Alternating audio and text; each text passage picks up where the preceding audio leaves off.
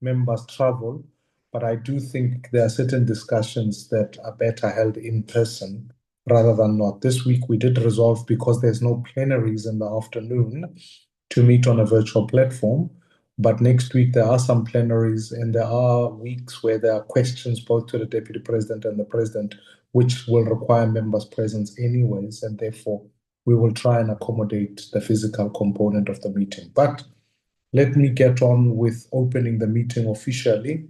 Welcome to, it is now just after 9:30. Let me just welcome National Treasury and the members who are on this platform this morning. We're going to consider the briefing by the National Treasury on the expenditure report for government departments and SOEs as of Q4. And then secondly, we've got OCPO, who are doing the contract deviation as of Q4 equally so.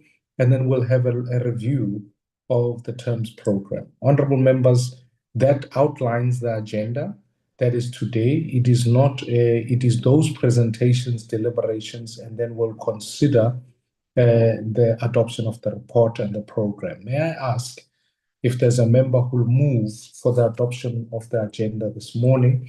You can do so by just lifting your hand, and I will recognize, and then we'll move from there. I see Honorable Douglas is with us today. Honorable Douglas, do you move? Good morning, Mr. Chair. Good morning, colleagues. I so move for the adoption. Thank you very much. Thank you very much, Honorable Douglas. May I ask if there's a member that will second the adoption of the... I see Honorable Nduli is... Thank you. I heard that to all our members. I second the adoption of the agenda. Thank you. Thank you very much. May I just double check something? I used to know an Honorable Makubela, but I see there's a Colleen Makubela on the platform. Can you confirm who that is? Good morning, it's Colin Makubela from National Treasury. Oh, I apologize. My eyesight is failing me. I apologize, Honorable Sir. No, now I'm glad we can then proceed from there. Honorable members, let me, before we proceed, cite a very important procedural aspect to this meeting, which I would fear we are in violation of, which is the fact that this morning is Honorable Mazibuko's birthday. And Honorable Mazibuko has decided that he lobbied hard to make sure this meeting is going to be virtual, so she didn't have to fulfill her obligations of bringing cake for the members. So I just wanted to raise that as a procedural issue, but also wish Honorable Mazibuko a very happy birthday. I don't think she's on the platform yet. I know she was finalizing something in finance, but Honorable Mazibuko, if you are on, I want to wish you a happy birthday and thank you so much for serving the committee in the manner that you do. Let us then proceed looking at that. I want to acknowledge a number of apologies. The one apology I have received was then from Honorable the Minister of Finance, Minister Godongwana, the Deputy Minister of Finance, Honorable Sarupin, and then our media support has been sent on a support for the parliamentary committee in KZN. Now, in the light of all of that, that is all the apologies I have received. And are there any other apologies from anybody, from any member of the committee who would like to bring forward? Mr. Maubane? These are the only apologies we received, Chair. Thank you so much. Yes, are there any other ones from any other member? Okay. With those apologies, can I just double check? I don't see Honorable Kwankwa here. I prefer for apologies to be sent at the beginning of the meeting. They can't be sent at the end of the meeting. So, Mr. Mashile, if you could just check with Honorable Kwankwa where he is and whether he has an apology for this meeting or not, that would be helpful. Yes, Chair, I will do so. There's a hand from Honorable Ntuli. I'm not sure if it's a legacy hand or there's something in relation to the new apology. Oh, sorry, it's a legacy hand. Sorry. Okay. Thank you, Honorable Ntuli. With that the adoption and the apologies being put forward, honorable members, what I'd like to do is welcome National Treasury. I want to put in mind there are a couple of things that the committee needs to be conscious of. We'll deal with those at the end of the meeting that speak to the fact that there are obviously a number of minutes that are there. So when next week we have a physical meeting, we'll table the minutes for adoption. We've also been sent a second special appropriations bill, which ultimately that will have implications on how we run the program going forward. So that will be the next most important thing. So when we adopt the agenda later on today in terms of the term, we'll have to give ourselves some adjustment there so that we can be clear that some of these reports have to be considered. What I wanted to do is, and I'll set it up with our management committee, to make sure that we set up a special in-committee meeting so that we can discuss a little bit about some of these appropriations bill, just without getting into the minutiae thereof and what the special appropriations implications are. But I think we need to be able to, as a committee, consider these matters going forward. So I've already made some remarks on how we work on the virtual platform.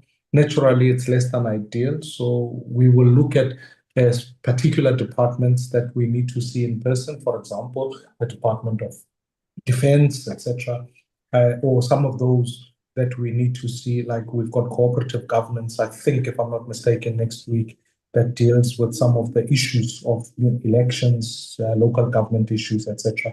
So these are some of the issues that we're going to have to look at. With those remarks, honorable members, I want to welcome National Treasury. In looking at the quarterly reports that have taken place, we have a number of presentations that deal with fairly substantive issues on SOEs, that look at some of the deviations, that look at some of the issues that speak to the solvency and the functioning of some of the SOEs. And therefore, in the light of that, given that we've got so many presentations, I'm going to ask National Treasury, I'm going to allow you the latitude, but I would like closer to just after, as you go through presentations, just if we could make 20 minutes per presentation, that will help us. You can sequence them because they've all been sent to members, and then we will then have deliberations and questions in total of all the presentations, seeing as some of the interrelations from each other. In that, I'm not sure, I don't see the DG from National Treasury, so I'm not sure who's leading the team today. Good morning, Honourable Chairperson and Honourable Members. It's Ulrika Britton, the Head of Public Finance. I have a broad team with me today, so I'll take you through the presentation on expenditure of national departments. Ravesh will take you through the expenditure of state-owned companies, and we have the team, I think, led by Priya Lachman, who will then take us through the presentation on the procurement matters around deviations. I am hoping that you are able to see my screen.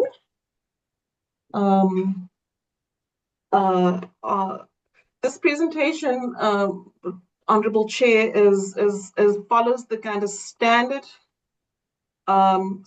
presentation that we've done. We've also adhered to your request that we limit it to 25 slides. This is normally a 90-slide presentation, and we've included the Schedule 3A public entities expenditures in an annexure, so I won't go through that. As always, the presentation looks at the spending performance, and this is slightly different this quarter than it is to other quarters, because this time around we talk about actual underspending or preliminary underspending and overspending, whereas in other quarters we come to you and we present on spending against projections or against plans.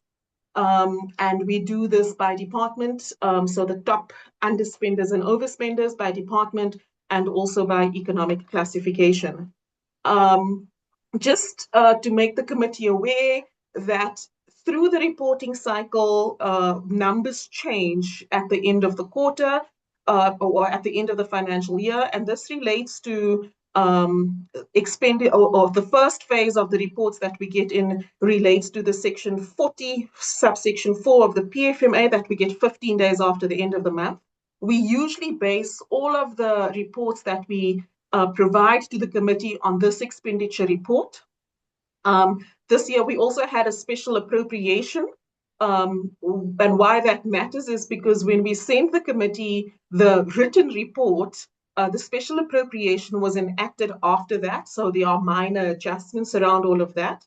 We also have, in terms of the PFMA, expenditures that departments then use to submit in their financial statements to the Auditor General, and then the audited outcome 2 months after that date. So as we go through all of this and numbers get cleaned up and audited and all of that is a long process, and numbers do change. So where you do see numbers that are slightly different to what you would expect to see once we get annual reports in a month or so, there will be these minor differences that we have here in the numbers. What's important to also note is that because of the special appropriation, the numbers in the report that we presented there, and some of the numbers specifically in relation to the National Treasury vote, are slightly different because we've incorporated into this presentation the numbers that include the special appropriation or expenditure outcomes that includes the special appropriation. So just in aggregate, we have spent about 1.2 trillion. So slightly lower by economic classification. Total expenditure on transfers and subsidies was the highest, as it always is, mostly because of the social grants, at just under 870 billion. Expenditure on compensation of employees came in at just under 212 billion. And we had goods and services at about 87 billion rand. We go straight into the departments that recorded the highest overspending. This includes the Department of International Relations and Cooperation, where the underspending or the overspending is largely related to ICT upgrades around the government-wide area network, and that goes across various different economic classifications, so both in goods and services and payments for capital assets, and overspending related to taking over the interim chair of SADC. In corrections, we have overspending across all the economic classifications of the department, and in defense, it's mostly because of overspending on compensation of employees. As you know, so just those departments with the highest underspending: cooperative governance related to the withholding of the local government equitable share. In the National Treasury, this relates to the IFC share subscription, where the appropriation, the Special Appropriation Act was not enacted in time for the window that was opened from the IFC, which now resulted in underspending. In social development, the underspending is on the social assistance program related to improved verification of beneficiaries that we have as part of the conditions in the allocations to SASSA.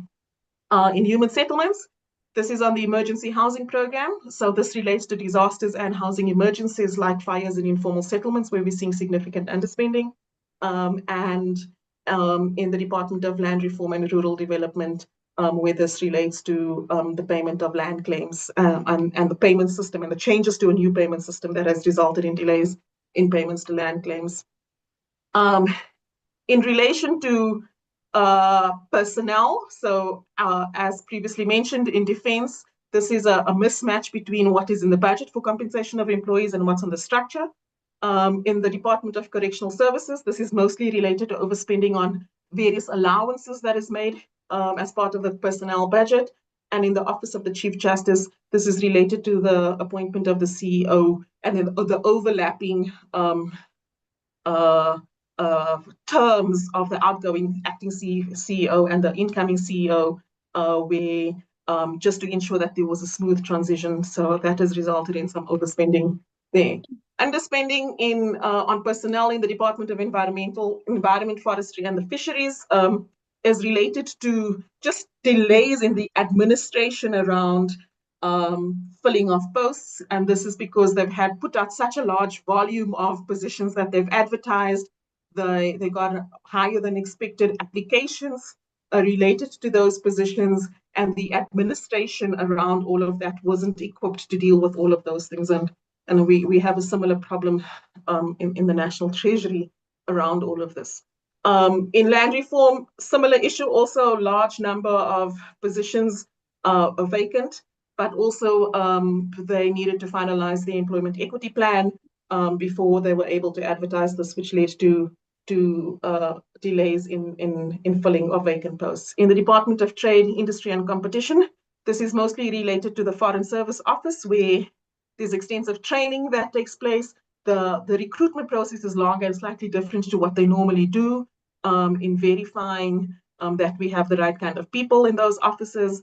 And those delays then meant that that the process took a lot longer than it normally does. In relation to overspending on DIRCO, like I had said initially, as part of this was on goods and services, relates to these ICT infrastructure and SADC. In IPID, it relates to the lifestyle audits that needed to be undertaken by the SIU. In Home Affairs, we're seeing some underspending on goods and services, mostly related to expenditures that is part of the self-financing activities and the late finalization of the adjustments appropriation, which meant that they weren't able to spend all the money as planned, or they got the money a lot later too, and then they weren't able to spend it as planned. In forestry, fisheries and environment, this is on computer services around their CETA contracts and delays in the delivery of motor vehicles. In basic education, the underspending on goods and services just relates to the oversight around the basic education employment initiative, which started later than anticipated, and some procurement challenges around the ECD, or the Early Childhood Development Resource Package. In corrections, we had small minor overspending on transfers and subsidies, and this is really around leave benefits and leave gratuities. In military veterans, this is around pension benefits, and we're seeing higher than expected spending on that. And similarly in Home Affairs around leave gratuities.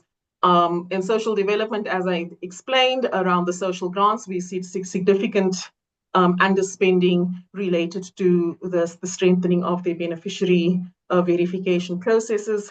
In COCTA, again, around the equitable share, mostly related to failures to adopt adjustments budgets or funded adjustments budgets. And in land reform and rural development, this is around the land claims bulk payment system that has resulted in delays in making payments for around land acquisition. In Home Affairs, corrections, and international cooperation, this is mostly around the rehabilitation of buildings, of infrastructure to support all of that, and on ICT infrastructure. In human settlements, health, and basic education, the underspending all relates to the capital programs. In the case of health and education, this is related to the indirect grants. I'd already explained the issues that around the underspending in human settlements related to the emergency housing program. Then this is the last slide, Chair, from my side, that shows you what's happening on the spending in relation to direct charges against the National Revenue Fund. The 2.4 billion underspending is mostly related to savings on debt service costs, with some minor adjustments that we have around National Revenue Fund payments that include some fair value adjustments on Treasury bills and IMF valuations. And that is where I end and hand over to Ravesh. Thank you, Ulrika. Good morning, Honorable Chair. Good morning, Honorable Members. My name is Ravesh Rajlal from the Assets and Liability Management Division. I'm going to take you through our presentation on the SOCs. Let me just share that. Okay, there we go.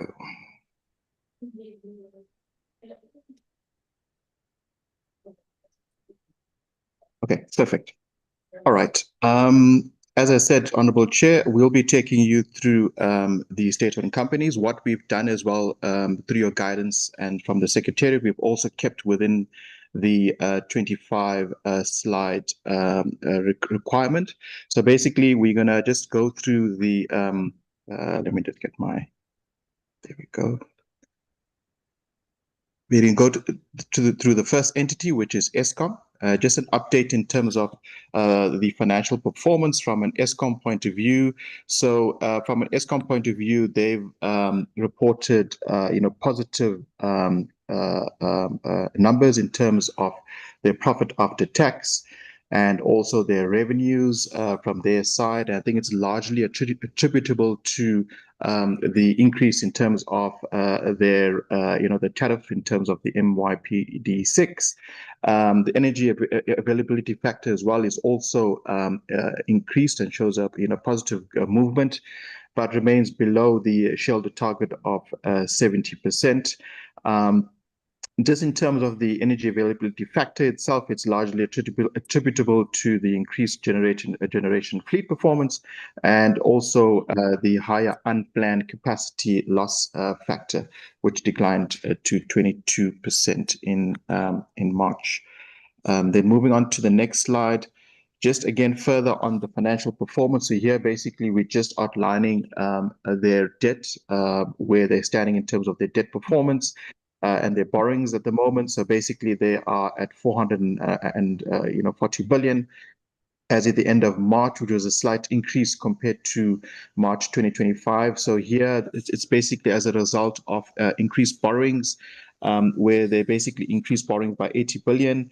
And then this was offset by 56 billion, which was converted into equity. And also there was a 36 billion repayment as well. So again, just in terms of the performance, while the performance has improved, I think a major concern is still around the issue around Munich debt, which, as you can see, has increased from 58 billion in March 2023, since we've implemented the debt relief, and it stands as at 111 billion as at the end of March 2026. I think the latest numbers post March 2026 is around about 114 billion, according to our latest numbers. So that's cause for concern, and obviously there are some measures that our intergovernmental relations team are working on in terms of trying to arrest that increase in the Munich debt. Then moving on to the next slide, which basically this just reflects where we are in terms of the Eskom debt relief. So, honorable members, you would recall that every time that we come and present to you, we give an update in terms of where we are with the debt relief and also compliance to the conditions as well. So here, just some background, where we initially approved the support package of 254 billion. That basically has then been revised in terms of the Eskom Debt Relief Amendment Act, where we revised the 70 billion, debt takeover to a 50 billion rand in loan advances, comprising of the 40 billion loan in 25-26, and then a 10 billion in 28-29. And these are largely linked to Eskom's debt redemptions. Then in terms of where we are in terms of the amounts that have been advanced. So basically, as I've just mentioned, the 254 billion has now been reduced to 230 billion. We have advanced already 220 billion in terms of that loan. And of that loan, 140 billion has been then converted to equity. There is a 80 billion that we dispersed at the end of March, and that still needs to be converted into equity. Hence you see the difference between the 220 billion rand loan, which has been converted, which 140 billion has been converted, and there's a remaining 80 billion that would need to be converted, and that's in the process of being converted as we speak. And in just in terms of compliance to the 9 strategic conditions, Eskom continues to meet those 9 strategic conditions. That has to be met from an Eskom point of view, because without them meeting those conditions, those 9 strategic conditions, then that would mean non-compliance to the Eskom debt relief, and that would also mean that the loan that we advance won't be converted to equity. So it's important from a going concern point of view and finalization of the financial statements that these loans get converted into equity. Hence, we have the stick approach in terms of ensuring that they report on a quarterly basis and they meet those 9 strategic conditions. And then moving on to Transnet, just here, honourable members, just a reminder in terms of the guarantees that we as National Treasury have concurred to. We've basically, there is 196.3 billion rand support package that has been provided to Transnet. We've had a few guarantees that make up the 196 billion. So we've had to conclude the initial, guarantee framework agreement, which basically where we have the conditions that are ensconced from the concurrence to the guarantees. And hence, we've had a few, iterations of the guarantee framework agreement to include the different, guarantees that have been issued or that have been granted. And just in terms of compliance to the guarantee framework conditions as at the end of March 2026. So the next slide basically just gives you a synopsis in terms of the fact that they've of the 25 conditions, 13 have been met. 10 conditions are in progress, that's continuous monitoring, and two conditions are at risk of being delayed. So let me just give you this slide, which we presented before. It just gives you a overview of the compliance to the guarantee conditions. Just want to flag 2 of those conditions, which are basically a work in progress or have not been met at the moment.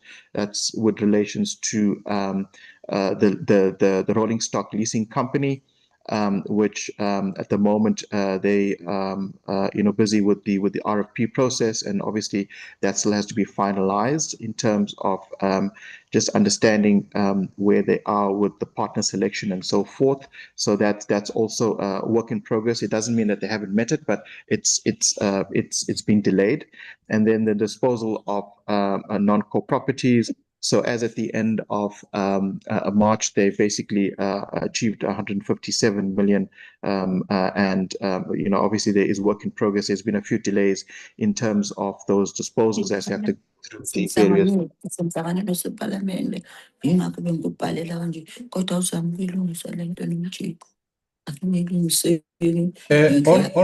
Honorable Dupo, can you mute your phone, please? Your device. Honorable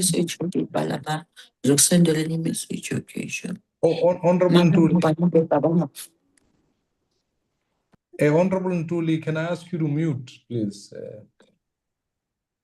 Thank you. You can proceed there.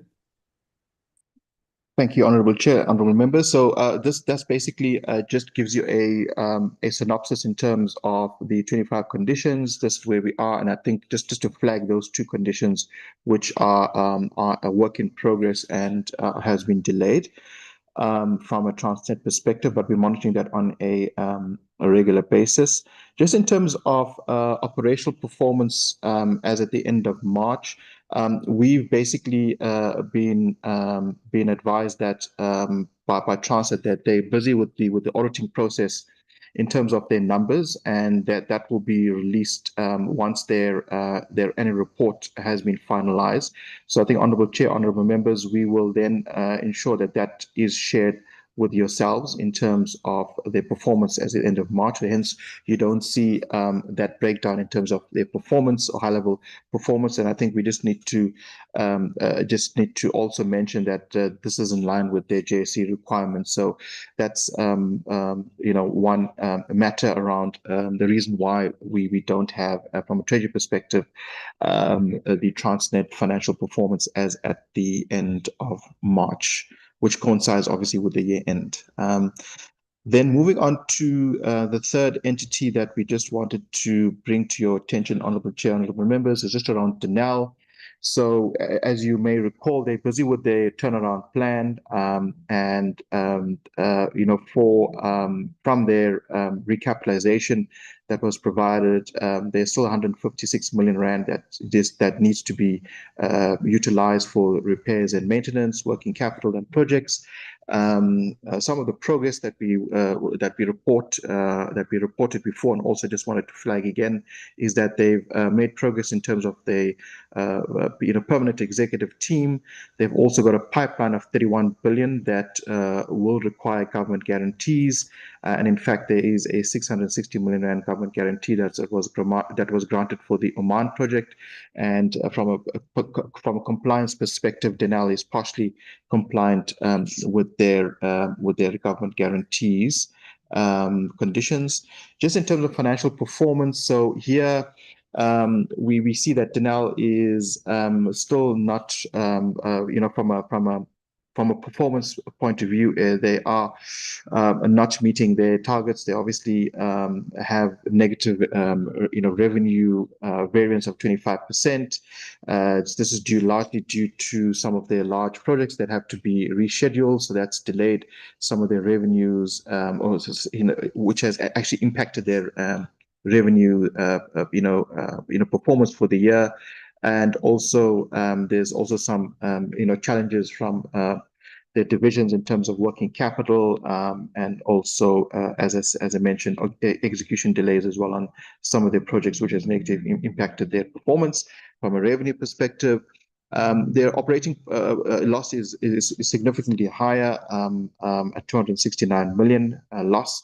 But this is then improved from its associate companies, which is largely driven by your Rheinmetall Denel Munitions, delivering profitability of 1.7 billion rand for the entity, for RGM, which is Rheinmetall Munitions. Then moving on in terms of again underscoring the impact of their associate companies, you've seen that from the previous slide that where they reported a negative variance from a profit perspective. When you take into account their associate companies, then overall they reported a profit after tax of 231 million. So I think from a Denel perspective, there's a lot that needs to be done from their order book executing in the pipeline, but their associate companies are actually performing well, and hence you've seen a turnaround in terms of their profit from a group holding perspective. Just from an asset-based perspective, and in terms of its assets compared to liabilities, you can see that Denel is liquid and solvent. So they've got assets of 8.2 billion against their liabilities of 6.1 billion. However, there is some concern around their current assets of 4.2 billion. Which remains below the current liabilities. So there is a continued risk that they may not be able to meet short-term obligations. So I think here the onus is on Denel to execute on their pipeline, so that by executing that they can then receive and improve their revenue perspective, but also that should help them improve from a short-term liquidity obligation as well. So I think the onus is on Denel to execute on that pipeline. Then last but not least, we move on to Land Bank, where we basically, as you may know, Honorable Chair, Honorable Members, we did report on the fact that Land Bank has, historically did default on its debt obligations back in 2020, and it's worked very closely with its lenders to shape the liability solution. and this was cured back in September 2024. Land Bank still remains focused on honoring the liability solution covenants. So there's been a 2-year grace period, which is set to expire in middle of September, and beyond which obviously any breach of covenants would trigger default. So just for the fourth quarter perspective, Land Bank has satisfied every covenant under the liability solution in full. So the next slide basically just provides you with those 6 liability solution covenants, which, as you can see, they have achieved. I think just important to flag from those two of the ratios is the non performing loans, which, as you can see, they've met their target in terms of 51%, and then the expected credit loss coverage ratio as well, well below well within their target of 26%. Just from a land bank progress in terms of where we are in terms of some of their funding challenges. So, as you may recall, the blended finance scheme has been instrumental in expanding the development and transformation loan book. And it's grown its share from 7% back in 2018 to 51% in 2026. They've also made significant progress in unwinding their original debt exposure, which has reduced from 40 billion back in 2020 to which, when it was at default, to just around 6.7 billion as at 31st March 2026.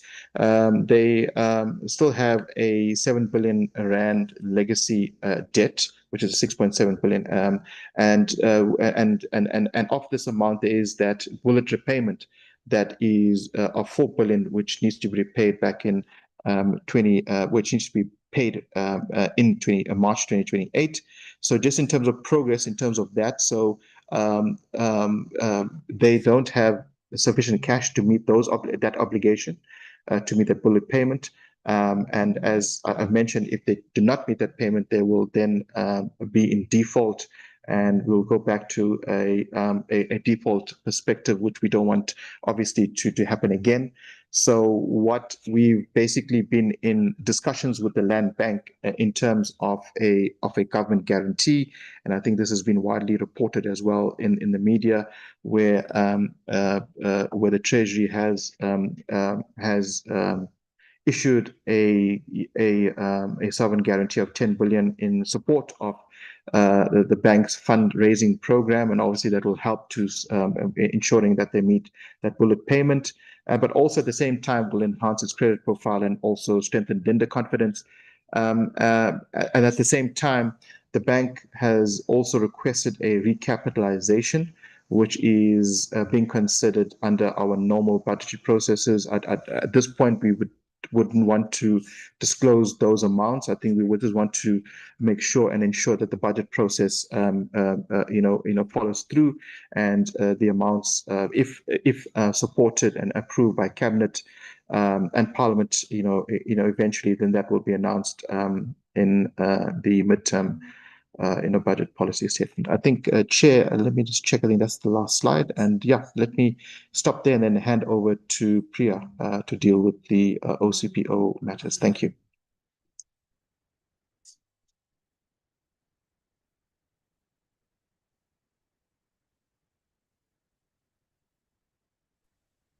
Good morning, Chair, Honourable Chair and Honourable Members. I'm accompanied by my colleague, Sizi Koloshle, who will be taking us through the presentation representing the OCPO. The presentations will be dealt with as follows. The deviations and contract modification will be led by Sizi Koloshle, followed by myself, that will take us through the transversal contracting recap, as well as the advances towards the SA recovery plan. Sizi, you may go ahead. Thank you.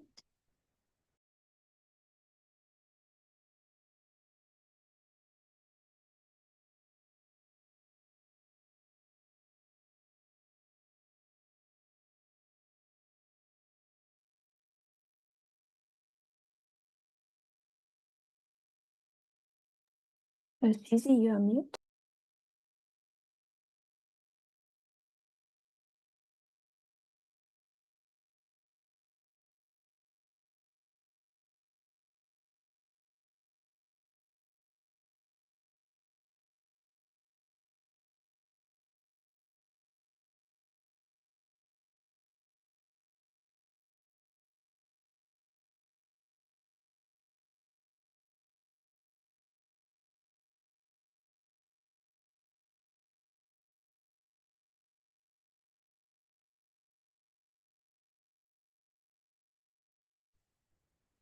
I think you are muted, Chair. I think she's muted.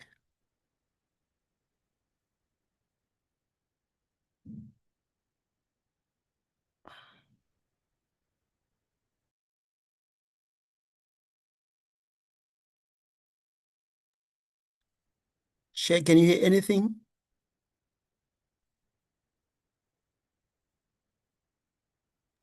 Mashile, we can hear you. Okay. Thank you so much, Honorable Wesley.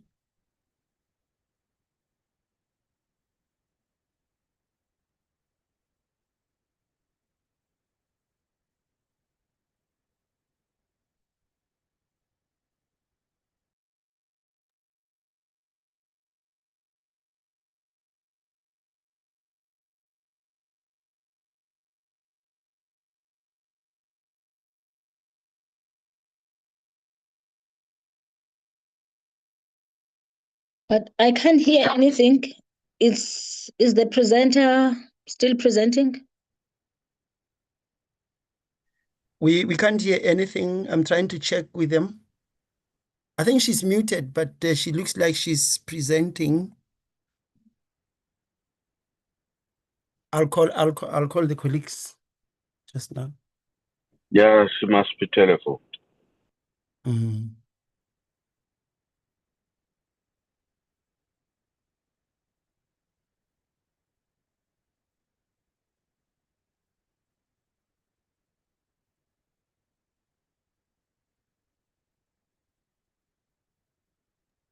Honorable Chair, can I maybe proceed with the second part of the presentation while my colleague resolves her sound issue?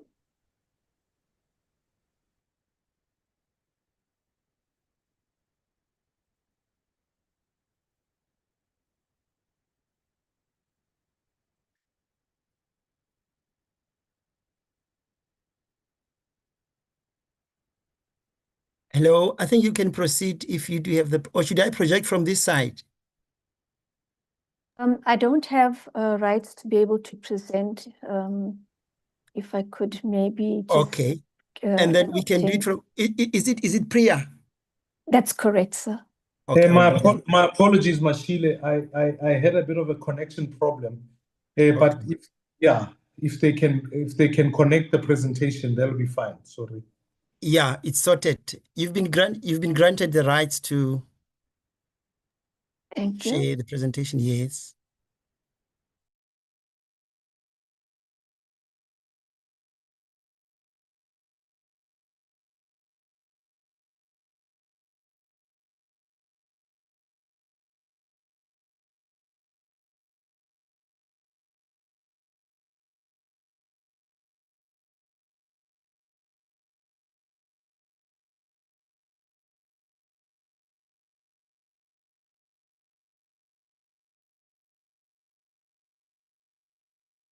You're on mute, Priya.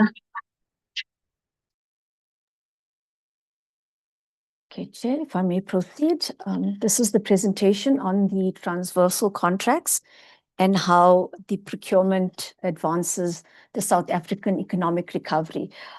Here in my presentation, we'll cover the recap. Apologies, I'm just trying to get to the next slide. Now there seems to be.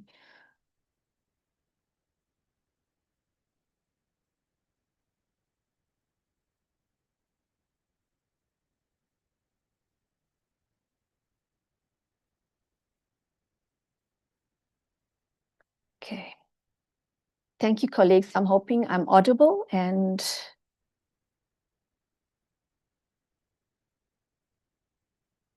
So I'm going to take us through the recap of the transversal contracting and an update on the transversal term contracts, as well as how this has contributed in the last quarter towards the South African Economic Recovery Plan and their priorities. And we will touch on the areas that there has been measurable impact. Just to give you an overview, transversal contracts are basically it's a contract arranged by the relevant treasury, and in this instance, the ones managed by National Treasury for procurement that is required by more than one organ of state.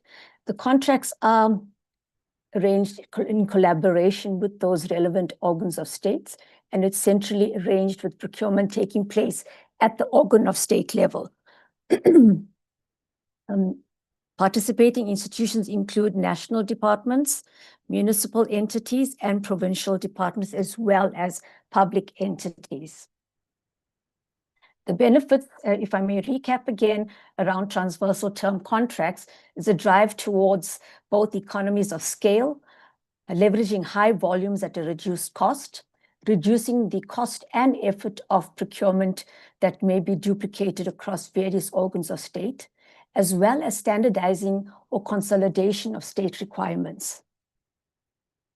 In the portfolio managed by National Treasury, there are 63 contracts that are centrally facilitated and managed by National Treasury through the Office of the Chief Procurement Officer.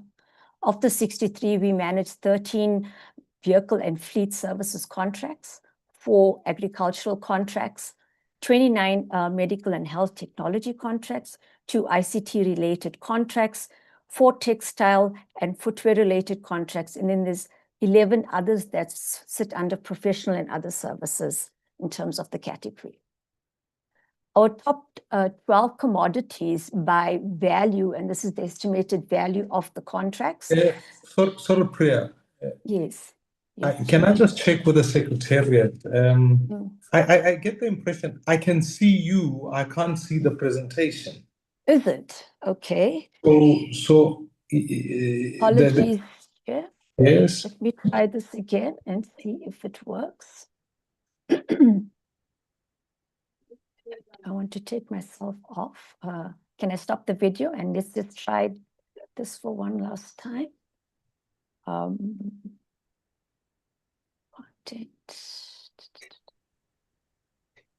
Or can we share from this side, perhaps? Is that visible now, Chair? The presentation is, but I don't know who's driving it. And so I'm trying. So what I'm trying to work out is, if you are going to drive it, are you going to be, if you are able to do both, that is, push the presentation and present on it, that would be helpful. But okay. Let's keep going there. Thank you. Okay, I think this now currently is being driven by myself.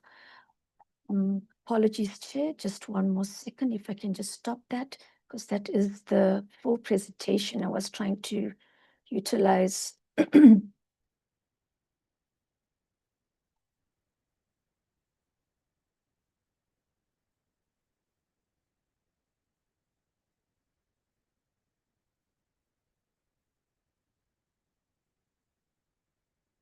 Chair, is that visible?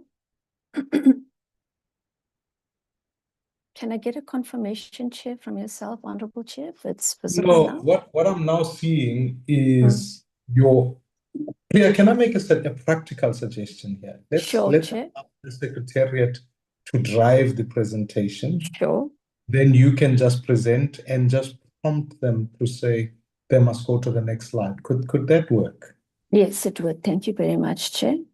So, Mashile, can you present from your end and then flight the presentation? Is Demba is online, right?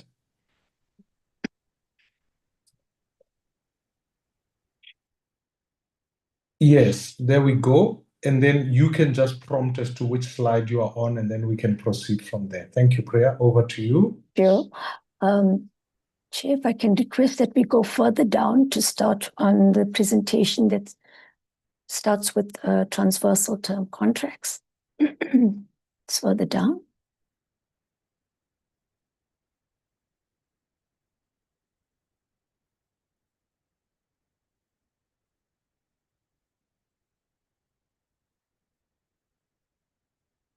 Okay, we can just go further down.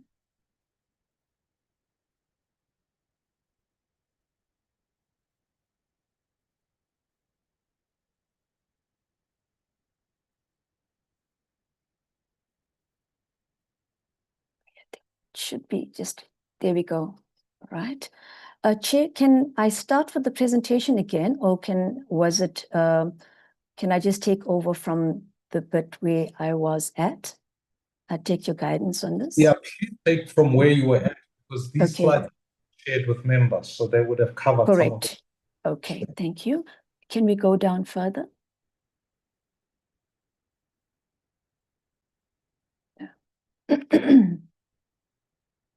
Further down.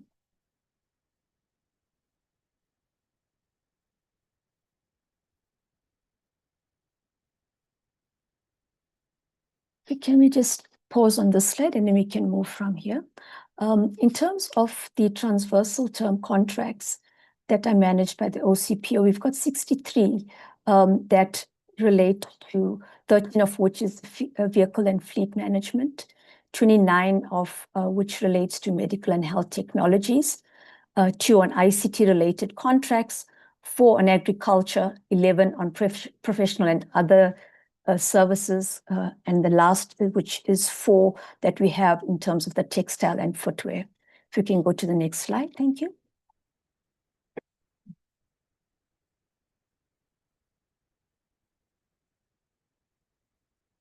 Sorry, Priya, just for my own sense, as I said to you earlier on, we had a bit of a difficulty with some of the connections. So you would have covered all the aspects of HDI and the various entities. Would that be correct? The various entities, that's the deviations and contract modification that my colleague was having a challenge with. So she will cover that slide. I see she's been readmitted. So I thought we'd continue with mine. My presentation. There are a couple of slides there that are crucial to kind of go through, so I didn't want to skip those. Okay. But you can, I missed that bit, but you can proceed, yes? Thank you, Chair. In terms of the top 12 commodities that we have as transversal term contracts, the highest valued contract is the RT57, which is the vehicle contract.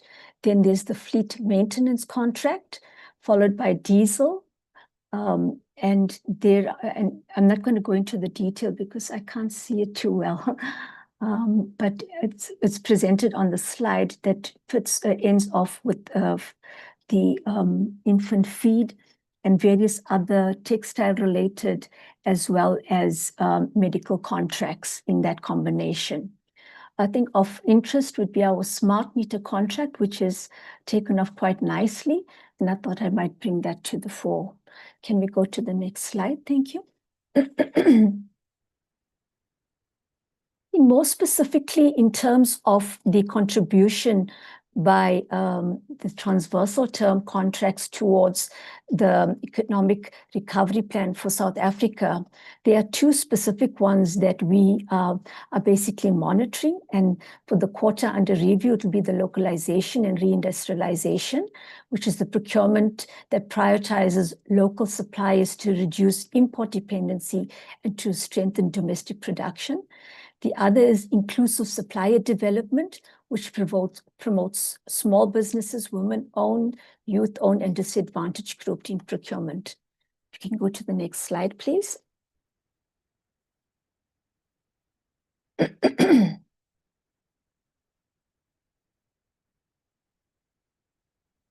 in terms of the localization lever, transversal contracts supports local procurement by enabling a shift towards stronger local procurement and enforcement of localization policies.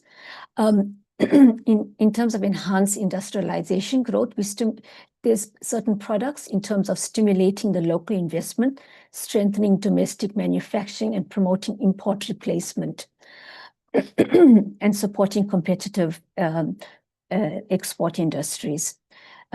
The third lever is around the creating of the economic resilience. And as we know, localization also reduces import dependency and improves supply chain security. Can we go to the next slide? In terms of this lever, in terms of localization, we are making strides towards localization. At the moment, in terms of the quarter under review, we've had 35% local content in terms of our contracts that we have facilitated and secured, and 65% which has not been, did not have a local content contributing towards this. Thank you. In terms of the transformation objective, I'm not going to delve into too much of detail, but basically in terms of prioritization, in terms of women-owned, youth-owned, Black-owned, and disabled enterprises, as well as supplier development, facilitating skills transfer. I think the highest impact we're able to measure was around the ownership component. And if I can go to the next slide, I can go to the contribution in terms of how we fared in terms of the period under review. We've had 38% of our contracts in terms of Black African owned, 46% of Black Indian owned, 2% of Black colored owned, 9% of white owned, and 5% which was around foreign owned ownership in terms of the spread. In terms of the demographics by gender, we've had 52% that was contributed by in terms of ownership, and then 48 that was ownership was contributed by male denominated. Thank you. I think in terms of the challenges that we're currently experiencing in terms of advancing the recovery plan, it's the compliance in terms of local production requirements. As we know, the thresholds that need to be promulgated by the DTI, there are certain challenges around that area. Also in terms of the limited local manufacturing capacity at this juncture, as well as balancing out the cost, quality, and the localization conversation around ensuring that we try to advance in this lever. If you can go to the next slide, please. The transformation in terms of the advancing towards transformation and the challenges that we experience, it's translating the policy into measurable procurement results remains a primary challenge in terms of the designated grouping. The barriers for emerging enterprises, where we'd like to see advances in these designated groupings and the specific sectors, and balancing objectivity with efficiencies around this area, as well as monitoring accountability. With that, Chair, Honorable Chair, I'm complete with my portion of the slide, and I think the material area would be covered by Ms. Koloshle around the deviations and the contract modifications. Thank you, Chair and honorable members.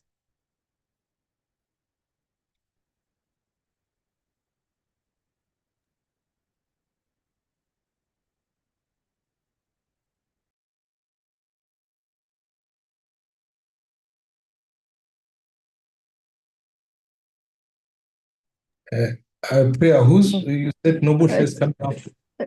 CZ Koloshle, and we can go to the top of the presentation now. Thank you. To the beginning of the day.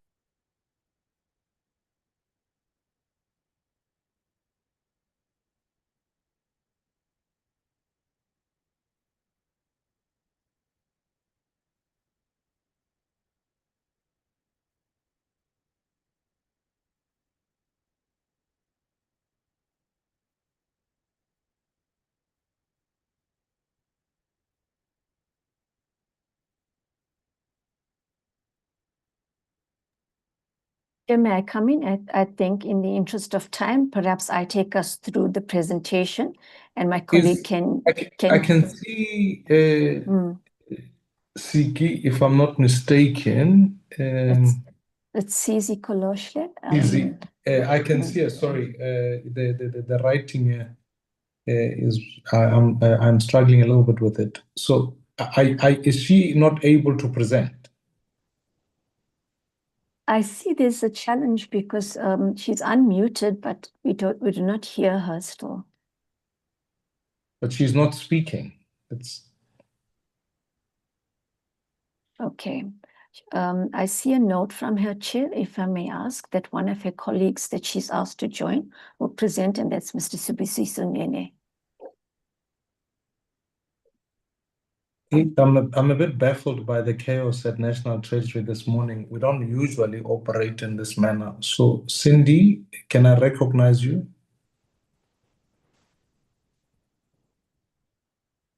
Yes, Chairperson, good morning, everybody. Chairperson, apologies from Treasury side on this, on a little bit of chaos that's happening. But can I please advise that maybe Priya can continue, because it seems as if she has got better connectivity, but she is definitely having challenges with her equipment that she's using at the moment. Yeah. I also see that she's Maybe now... it's the underspending on the ICT bit by Treasury. But yes. Sorry. So who's going to present now? I would advise that Priya continue with the presentation, because it seems to have been, she's got the best connectivity, but I don't know that Priya is saying that somebody else is going to present from CC's division. I don't know who's the person. Well, if you don't know who the person is, neither will I. The difficulty is that Priya, can I ask you to continue, because I'm not sure who, and I see on the group there are other nominations. Please, I think this should have been pre-decided a long time ago. If Sisi can't do the presentation, Priya, you should proceed. So can we take it from there and then go from there? Good morning, Chair. My apologies. I'm here. My name is Sibusiso Nene. I'm unable to raise my hand, so I was trying to raise my hand, and as I was requested to present, so I can proceed, Chair. May I ask, Ulrika, if we could please sort out all the technicalities that go with this presentation. Really, I think it's a bit confusing when there are technical difficulties coupled with a number of things. If we could attend to that, really, I think it frustrates the committee. You can proceed, sir. I can hear you, and hopefully we'll be able to see you, because I also prefer for people to have their cameras on when they are presenting. It helps going forward, so that we get to interact. Otherwise, you lose the value of the technology. We might as well do a telephone call. So can we please organize ourselves? I would really appreciate that. You can proceed.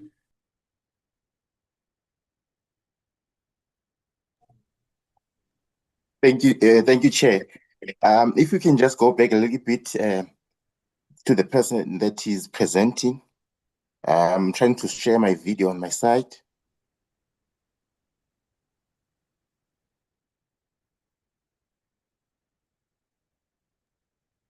If we can go to the slide that talks about deviation and expansions. Okay, we are there. Thank you very much. We can move on. All right.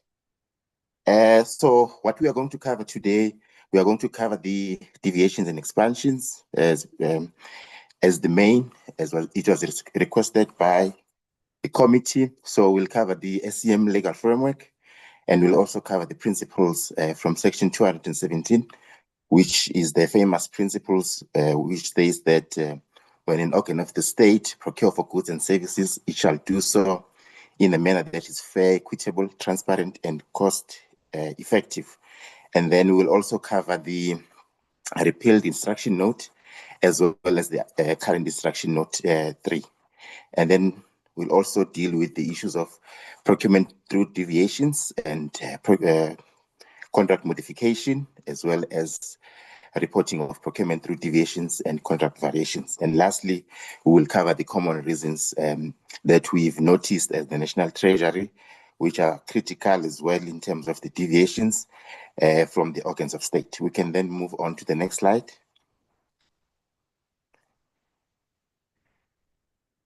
All right, thank you.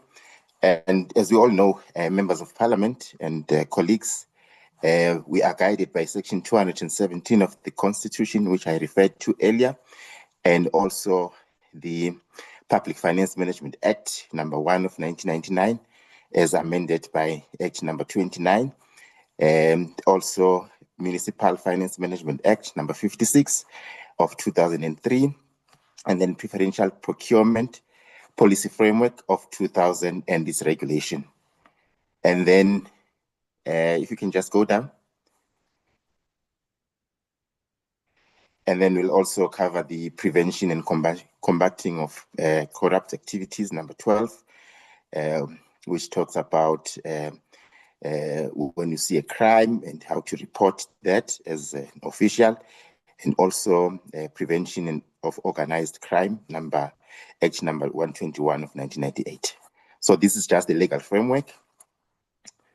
And then, so in terms of 217, section 217 of the Constitution, the principles that are outlined there, which talks about fairness in terms of the procurement process, equity, where we talk about ensuring that we address the imbalances of the past, transparency, where we ensure that the procurement process, there is transparency in everything that we do, and also competitiveness, encouraging suppliers to form part of the bidding process, and then lastly, the cost effectiveness. So those are the principles as outlined by section 217 of the Constitution.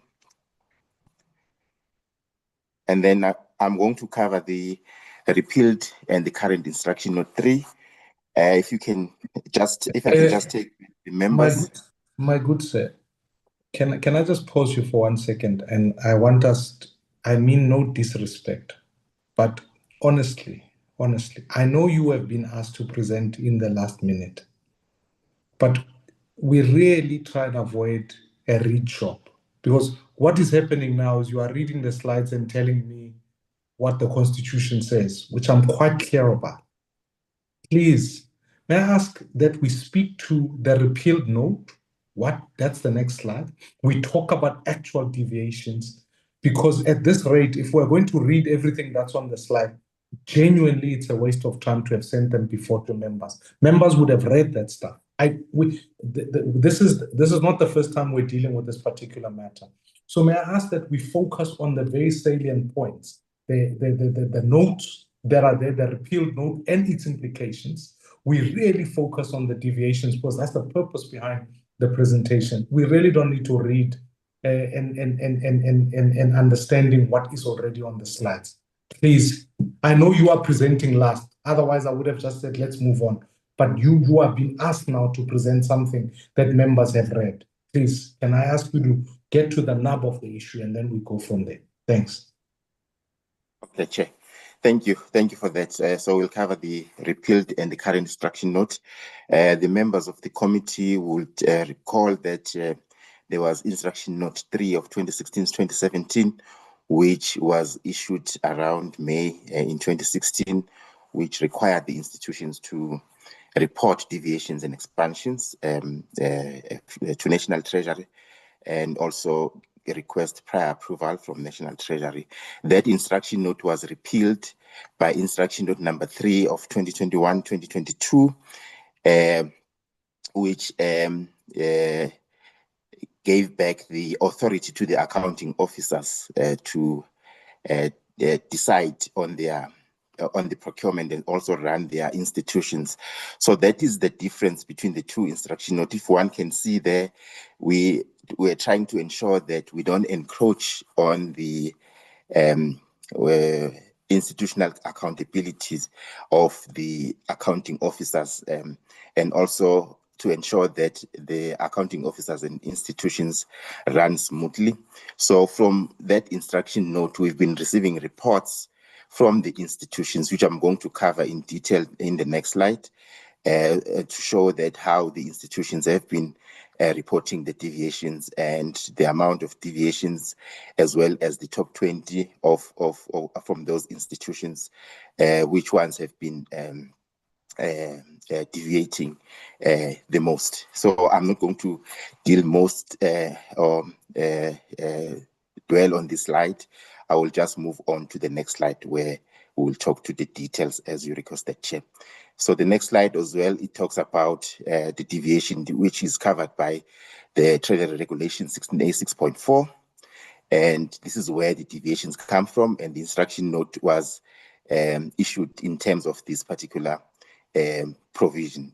I would say it expanded on this provision, because if one can look at this provision, it's really not giving much detail. But if one goes through the instruction note, you can see the details that are covered there in terms of deviations and expansion. So we can move on to the next slide.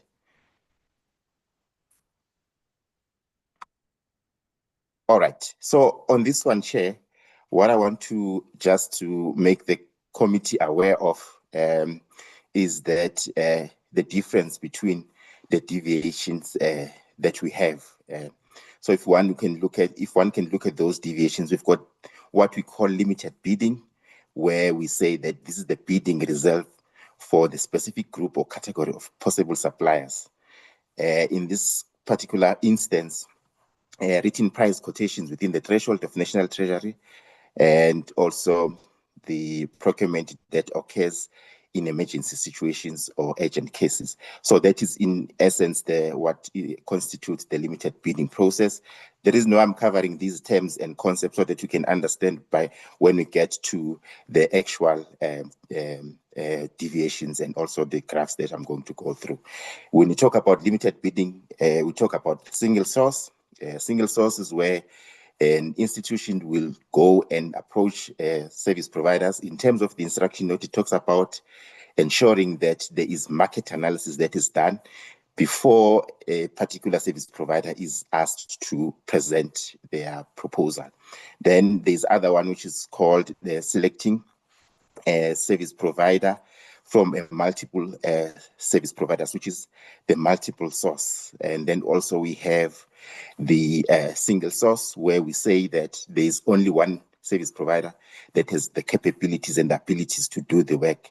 So that is also supported by a letter that shows that that particular service provider is the only service provider that provides goods and services. So we call that particular process as the single source or sole source, sorry. And then we can move on. As I've covered the multiple source, we can move on to the other ones. Then there's unsolicited bid. This one is where the institutions receive a bid from a service provider. It could be a project or something that is innovative, that has never been done before. So that's where the institution would look into that. There is an instruction note that guides how the institution can look into that process, which is instruction note number 11. So that instruction note guides the institution. So it's not just a matter of a company or a bidder just brings the bid to the institution, whether it's in or not, but ensuring also that we follow a proper process in accepting those particular proposals. The next slide. All right, so now we are going to cover the actual deviations and expansions in detail in terms of the value. So if we can look at the graphs there, we've got two graphs. If you can just go down a bit. So in terms of the total for the top 20, we didn't look into the entire government population.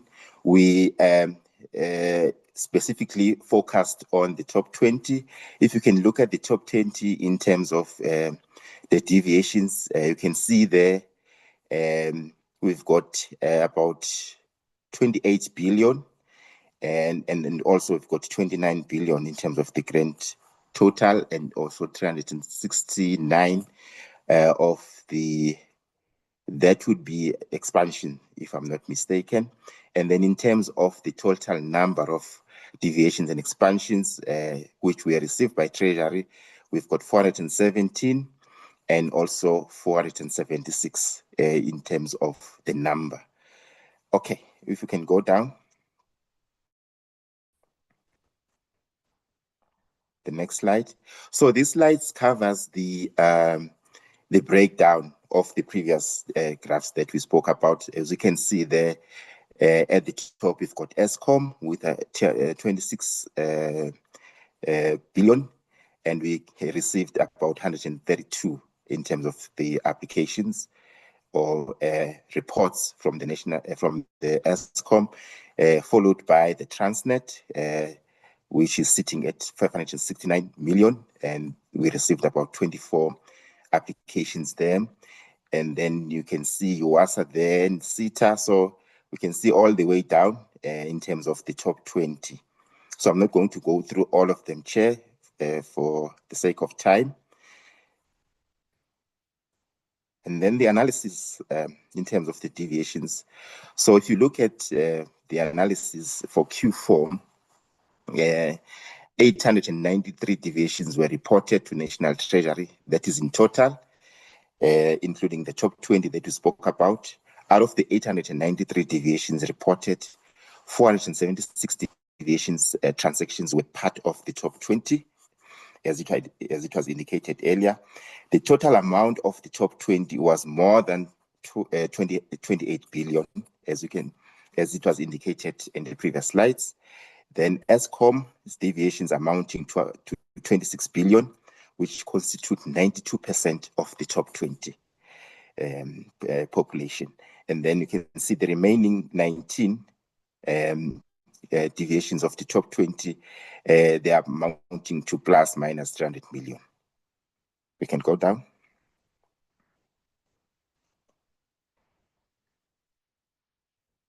All right.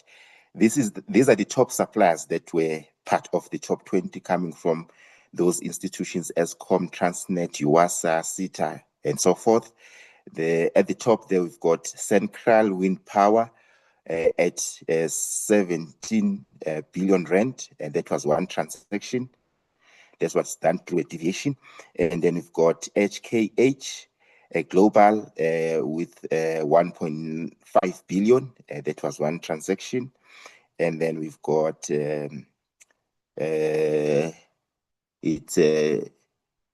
Schwazitza Engineering Laboratory, which is 1.1 billion.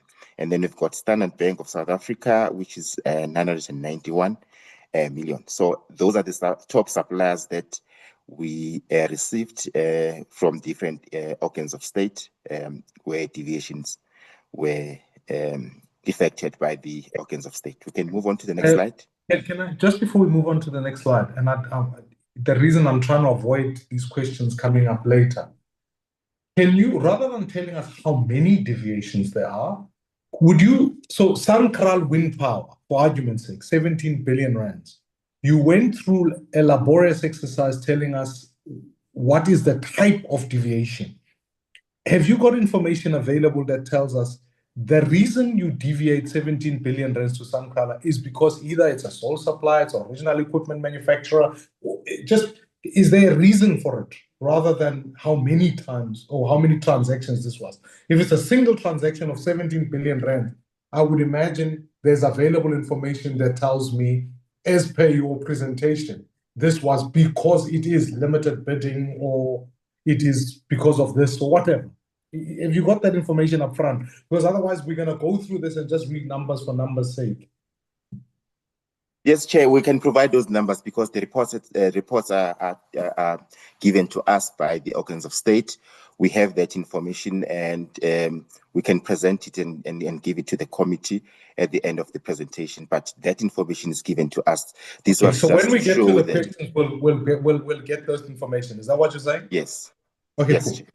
Thank you. All right, we can move on to the next slide.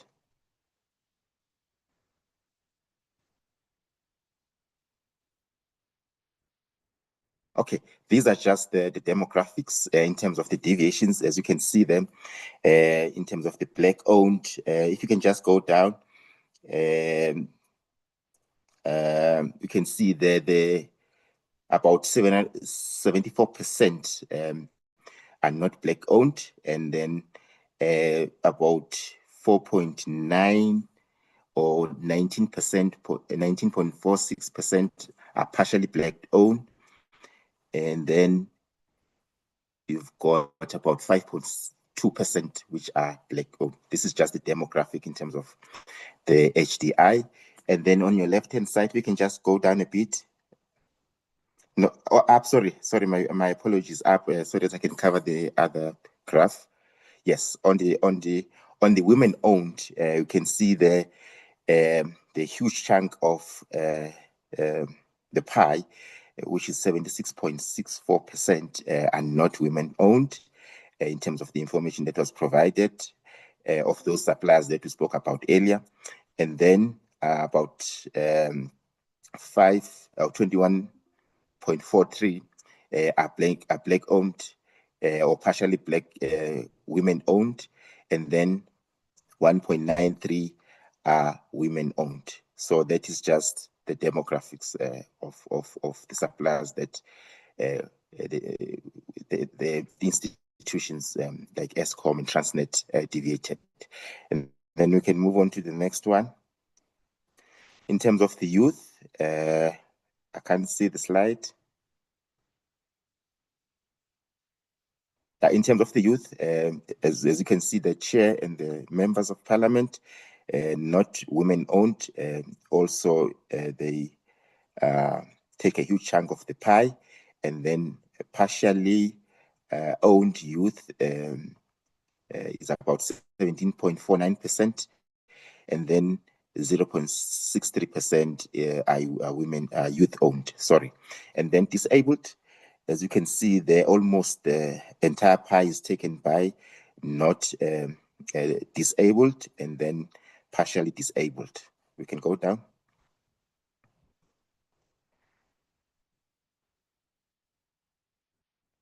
All right, in terms of the township and rural economy, as was discussed in terms of the recovery of the economy, you can see a huge chunk is not rural or township owned, and also in terms of military veterans, not most or all of those suppliers are not owned by military veterans. We can go down.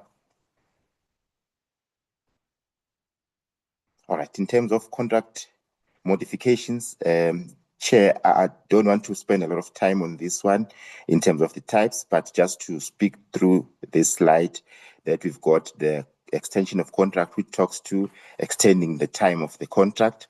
And then we've got what you call expansion of contract, where you expand the scope of the contract or vary the contract. And then the last one, if you can go down. Yes, the variation of the order, where an order has been issued, but you want to vary the order. So these are just the terms that we use so that you also understand by the time we get to the graphs. If you can go down.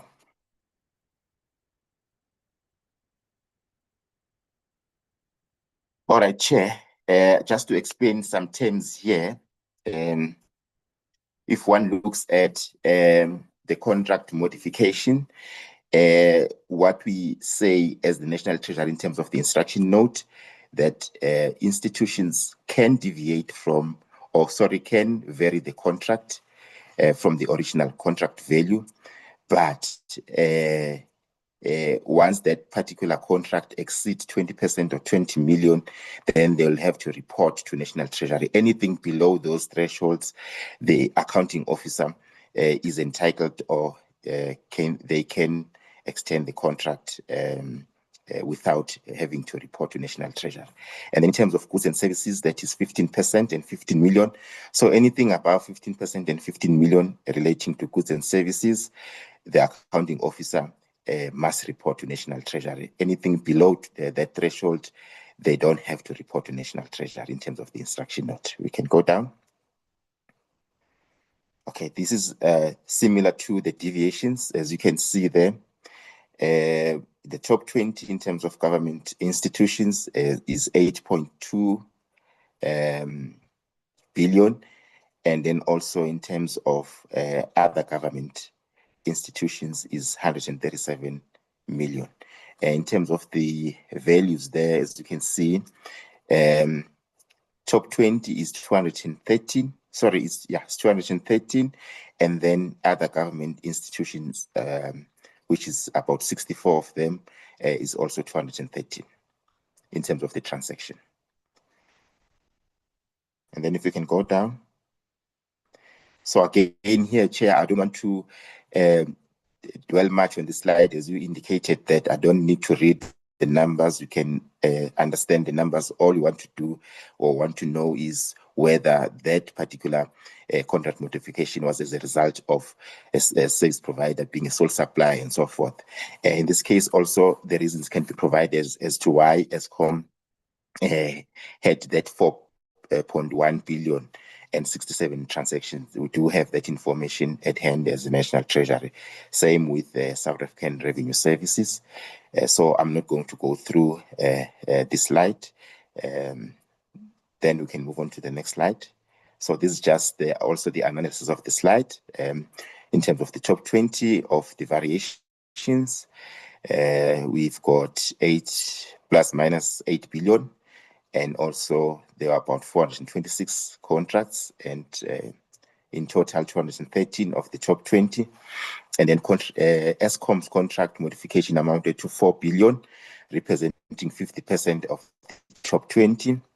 And then South African Revenue Services contract modification amounted to plus minus 1.5 billion, representing 17% of the top 20. Then we've got Transnet with plus minus 733 million, and then the remaining 17 of the top 20 where departments and entities constitute about 1.9 billion, which is 23%. We can go down. Again here, Chair, these are the suppliers that were used by Eskom to deviate or vary the contract or expand the contract or extend the contract. So again, here I'm not going to go through the detail. We have this information in terms of the reasons behind the contract variation or contract extension. You can go down.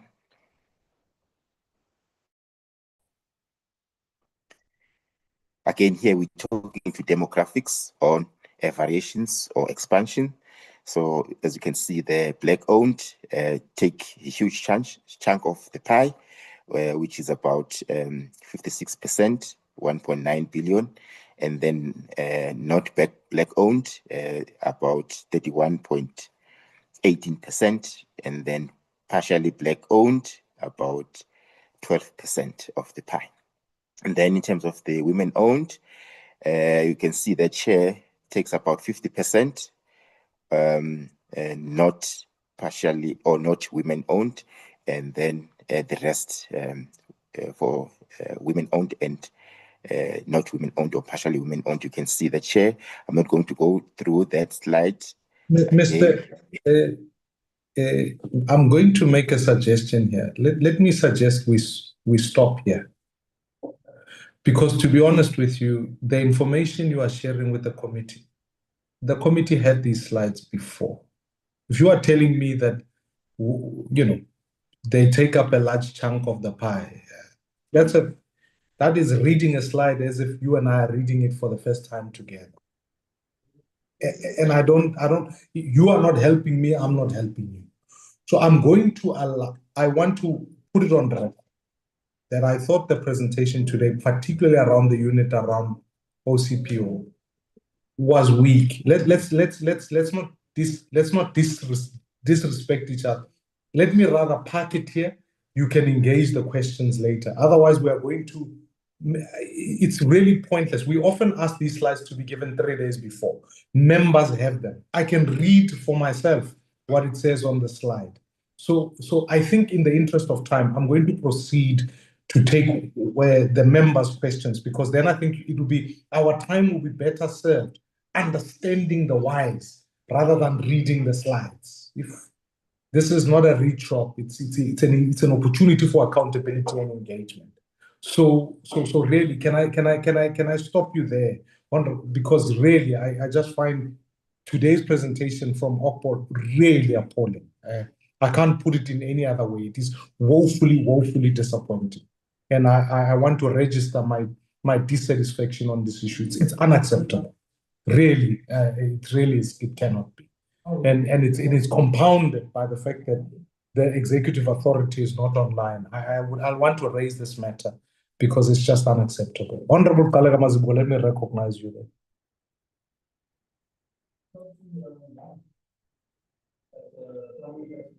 there. Honorable Kalega Mazibuko, let me recognize you. Okay, we are on question time, Chair, because I'm raising my hands for question time. Oh, okay. We are going to proceed on that basis. Ulrika, are you on the call? Yes, yes, Honorable Chair, I am here. And Honorable Chair, let me apologize on behalf of the OCPO. I will take this up with the Chief Procurement Office, and then maybe, if, with your indulgence, come back with a more detailed written report, where with a little bit more analysis and insights, which is what I think you are asking for here, and not just the descriptive statistics that has been shown. No, I mean, I think just to, without belaboring the point, if there are descriptive information that is sent to members, fair and well. But when you come to present the issues, let's not reread the slide. You know, it's A, it's not helpful. B, it says people have not read it and we're discovering the same information at the same time. And C, more worrisomely, if you say to me, 300, when I look at the presentation, 300 billion rands has been deviated by Q4. If I think about the total appropriation bill of just over R1 trillion, that's a significant proportion. Now, at least let me begin to understand why we go through that particular exercise. That would be a better conversation for accountability's sake. Why does ESCOM prefer this supplier? You give me definitions. So if I follow your definitions, tell me it's because they did it for this reason and for that purpose. Because otherwise, if we have to start and reread the slides together, honestly, I think it's a waste of our time collectively. I genuinely believe that. And members can't do that, but we'll go through it during question time now. Because also, we've gone now an hour and over from presentations that are there. So let me begin with the questions. I recognize Honorable Kalega Mazibuko. Are there other members you can proceed to put up your hands? Honorable Ntuli, you are recognized. And then Honorable Siate, I don't see. Honorable Douglas, we will go through in that order.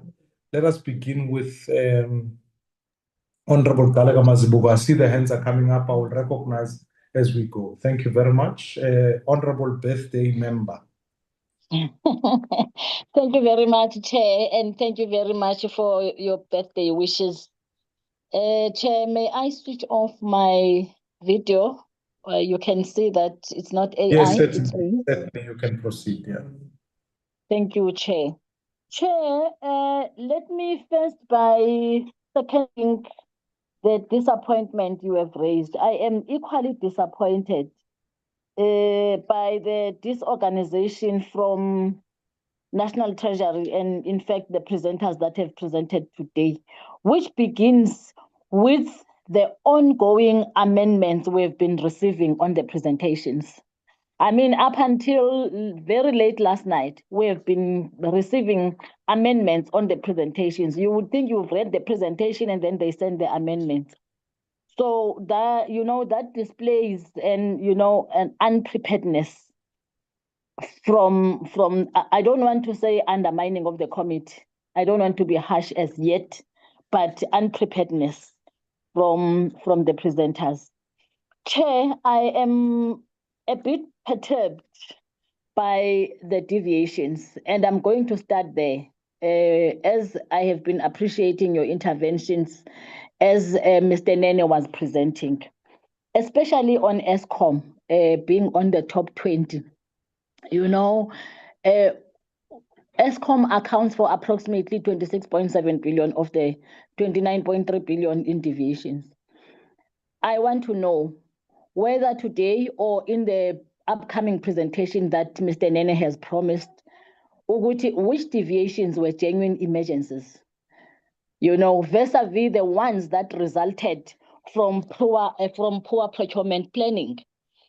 How many deviations involved repeat suppliers? Because we cannot just accept deviations and there's repeat suppliers and there are no consequences. And how many contract extensions occurred because replacement tenders were not concluded on time? How many deviations have resulted in AGSA findings or irregular expenditure? What disciplinary action has been taken against accounting officer for unjustified deviations, Chair? As I said, that this is unacceptable. And as I said, I am perturbed. Hence, I want to focus my questions on deviations. What measurable value for money was achieved through these deviations? And the percentage of deviations involved sole source procurement, and how was market testing performed? How does Treasury monitor whether institutions repeatedly rely on deviations instead of competitive bidding? And lastly, on deviations, Chair, what concrete improvements should Parliament expect in the year 2026-27 to reduce the number and value of deviations, especially within the top 20 suppliers, which I think is unacceptable?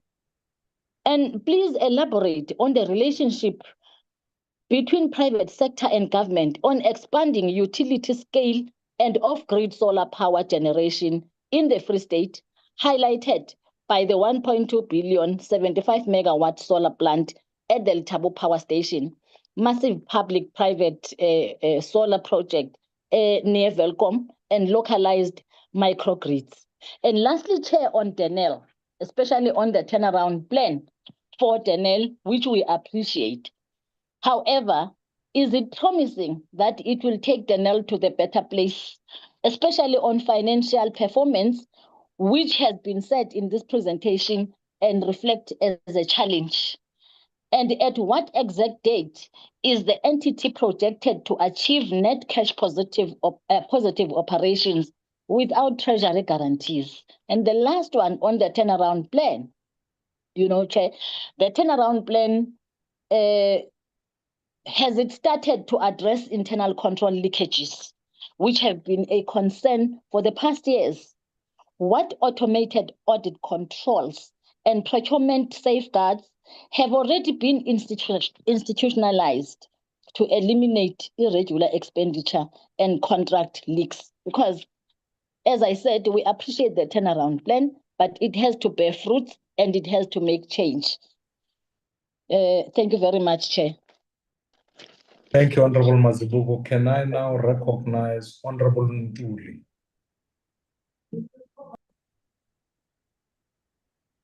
Thank you very much, Chair. Greetings to you, honorable members, and everyone on the platform. And again, greetings to the birthday girl. She looks so beautiful today. A very happy birthday to you, Mama Mazibuko. Chair, one would also like to elaborate on the deviations, especially that one of ESCOM. Really, one is very, very worried about them because they display very weak internal controls, no consequence management, and also weak planning and accountability, which is our society. The society at the end of the day, which we are leading, is paying more higher tariffs. And this, when you look at the load shedding, especially in the deep rural areas, is very, very, very amazing. And also, I would like to have these questions that which entities are likely to require additional funding in 2025 and 2026 and have recurring procurement weaknesses, and what consequence management has been implemented for repeated under performance. And again, on the demographics prioritization of contacts, which, yes, I have heard it was said they have emphasized that this is just an assumption of what is happening. But we, as the leaders of society, it's very, very important and worrying that the big chunk is not going where it should be. Huge chunk is not women-owned, Black or partially Black. The youth, the disabled, it seems they are benefiting they benefiting very, very low. And as the women, the youth, they form a huge or majority of our population, especially in the deep rural parts, where inhlupheko kuyimigubo yokwembatha. Abantu bakithi, poor of the poorest, they are there. Hence, our people are flooding to urban areas where they think they are going to search for a better life. Ekubeni iy'nkhungo zikhona ey'kahulumeni whereby their lives could have been embittered. Thank you very much for now, Chair. Thank you, Honorable Ntuli. Honorable Siati.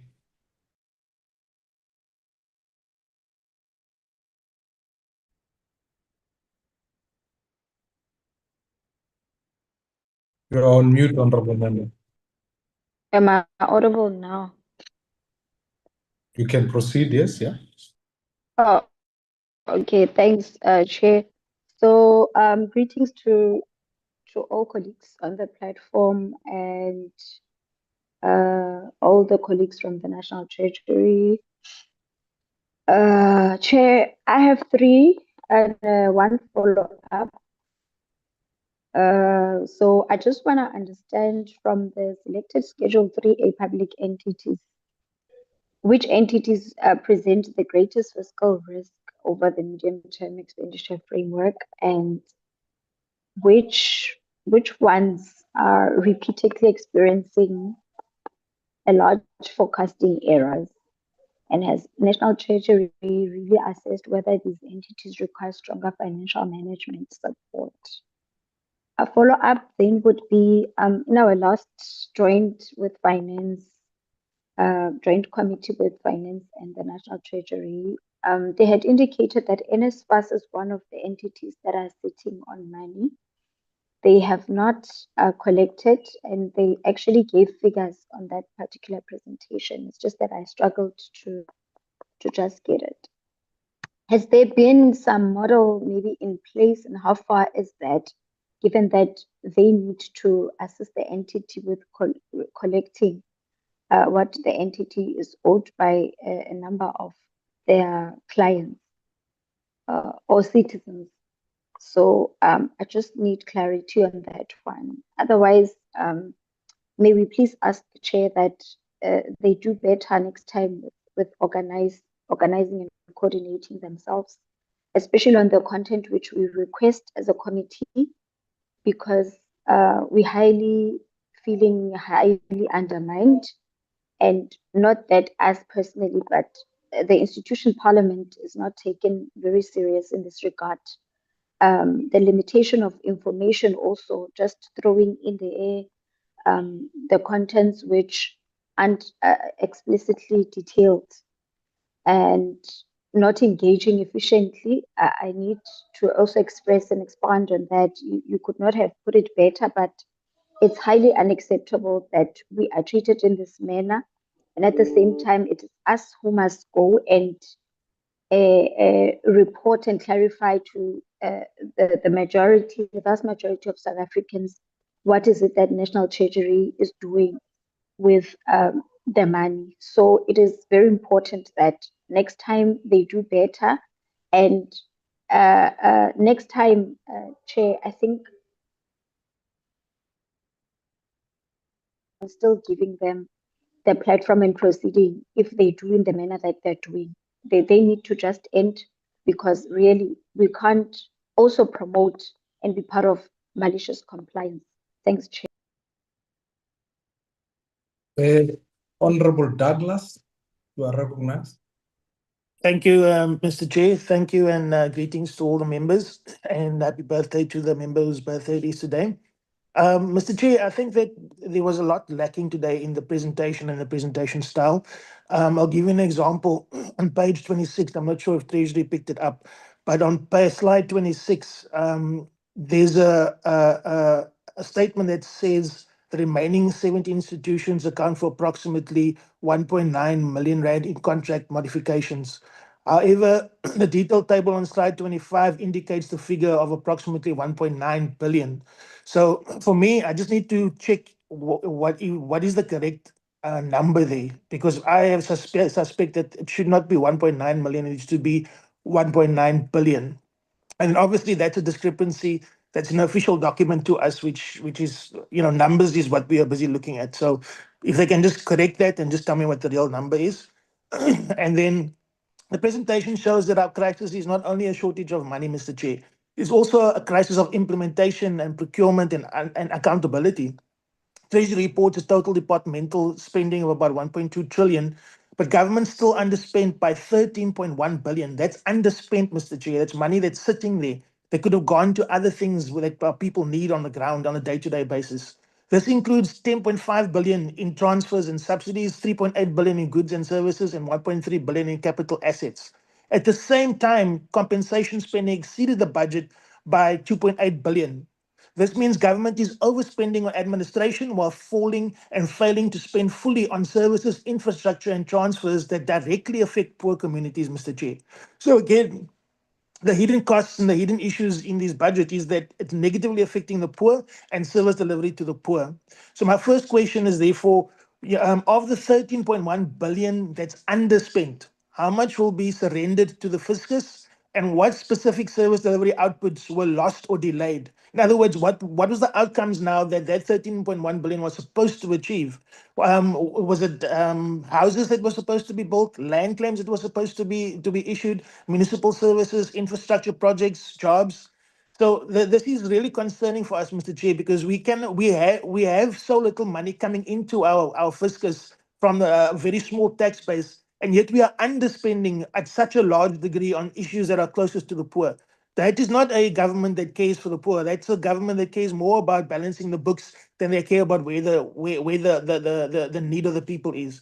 So for me, the figures on municipalities are particularly concerning because Treasury records major underspending because the local government equitable share was withheld from municipalities that have failed to meet certain financial conditions, Mr. Chair. So the MKP does not defend corruption or unfunded municipal budgets, but with withholding funds, Mr. Chair, can again punish poor communities. And they're being punished through bad municipal management and then through reduced water, reduced sanitation, refuse removal, and electricity services. These are things that affect our people on a day-to-day basis. So my question to Treasury around this is, what evidence does Treasury have that withholding the equitable share reforms municipalities? And why are corrupt officials not individually charged? Why is there no consequence management? Why are they not suspended and financially held liable while essential services funding is protected and ring-fenced for communities? Because for me, Mr. Chair, I think that we are facing a crisis right before the election, and I think it's being done on purpose in this country, Mr. Chair. And because some people and some political parties benefit from chaos. But we need to change our very foundation of our fiscus and our policy around how we do appropriations so that it doesn't hurt the poor, it benefits the poor. Again, Mr. Chair, and I'm going to be short, the land reform figures reveal another failure. The Department of Land Reform spent only 2.4 billion from an available 4.86 billion, leaving approximately 2.5 billion unspent, largely because of problems with the new bulk-based system and disputes over valuations. This is unacceptable, Mr. Chair. This is the one thing that our people are most angry about, which is that the land has not come back to the people. A system, a bulk system, is the reason why our people are left landless. And if they're left landless, they're left in poverty. Every year that goes past, every day that goes past, where this system isn't doing it and the valuations are coming through, it's incompetence. We need to scrap the system and do a new system if this one can't work. So who designed the system and who approved this failed system, and what does it cost? How many claims and beneficiaries were delayed? We need to know the information, Mr. Chair, because there are claimants whose lives are impacted directly by this, and people are dying without seeing their land come back to them, without seeing value come back to them. Generations are destined to poverty because of these delays. Will Treasury do an emergency intervention, Mr. Chair, to support this and to help us to turn this around? So the procurement figures are even more alarming. In one quarter, 893 deviations worth 29.3 billion were reported. The top 20 institutions accounted for most of the entire amount. Eskom alone recorded 136 deviations worth 206.7 billion, including a single deviation of 17.264 billion to Central Wind Power, which you mentioned, Mr. Chair. In the same quarter, there were another 426 contract modifications worth 8.38 billion. That means deviations and contract changes together amounted to roughly 37.7 billion in only 3 months. That is unbelievable, Mr. Chair. And I don't think people understand fully what that actually means. A deviation may be lawful, but at this scale, it becomes a parallel procurement system. It means that people know their time is up in the municipalities. Now they're spending much money to give money to their friends so they can steal. And when they don't win the election and they lose the municipality, that they looked after and they've got a ball to catch on the other side. So, Mr. Chair, this must be looked into, because this level of unspent budget and then this level of deviations only points to corruption, and there must be consequence management around that. So, Mr. Chair, I think I'll leave it there, and I want to thank Treasury for their input, but I think we really need to look at what matters to the people on the ground. Thank you, Mr. Chair.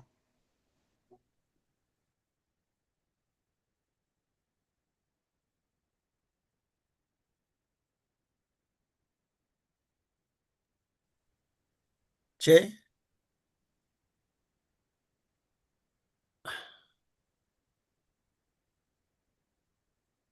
I can come in, Mashile. Yeah, you can go through. I'll point the chair on the side. Yes. Okay, thank you. But I need to address the chair, so I'm not sure how I'm going to do this. I'm calling him now, no, say.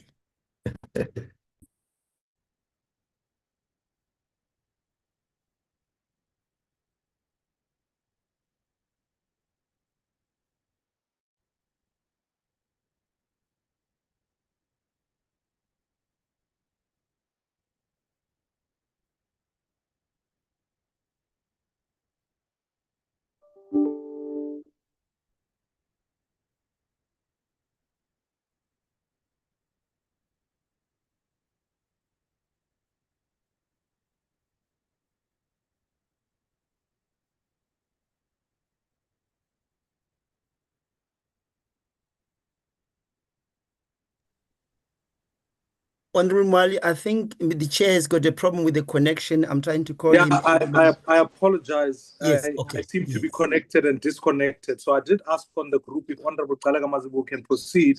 But let me, next on the list, and I apologize profusely, Honorable members, if I can get Honorable Bateman. Honorable Bateman, if you can proceed.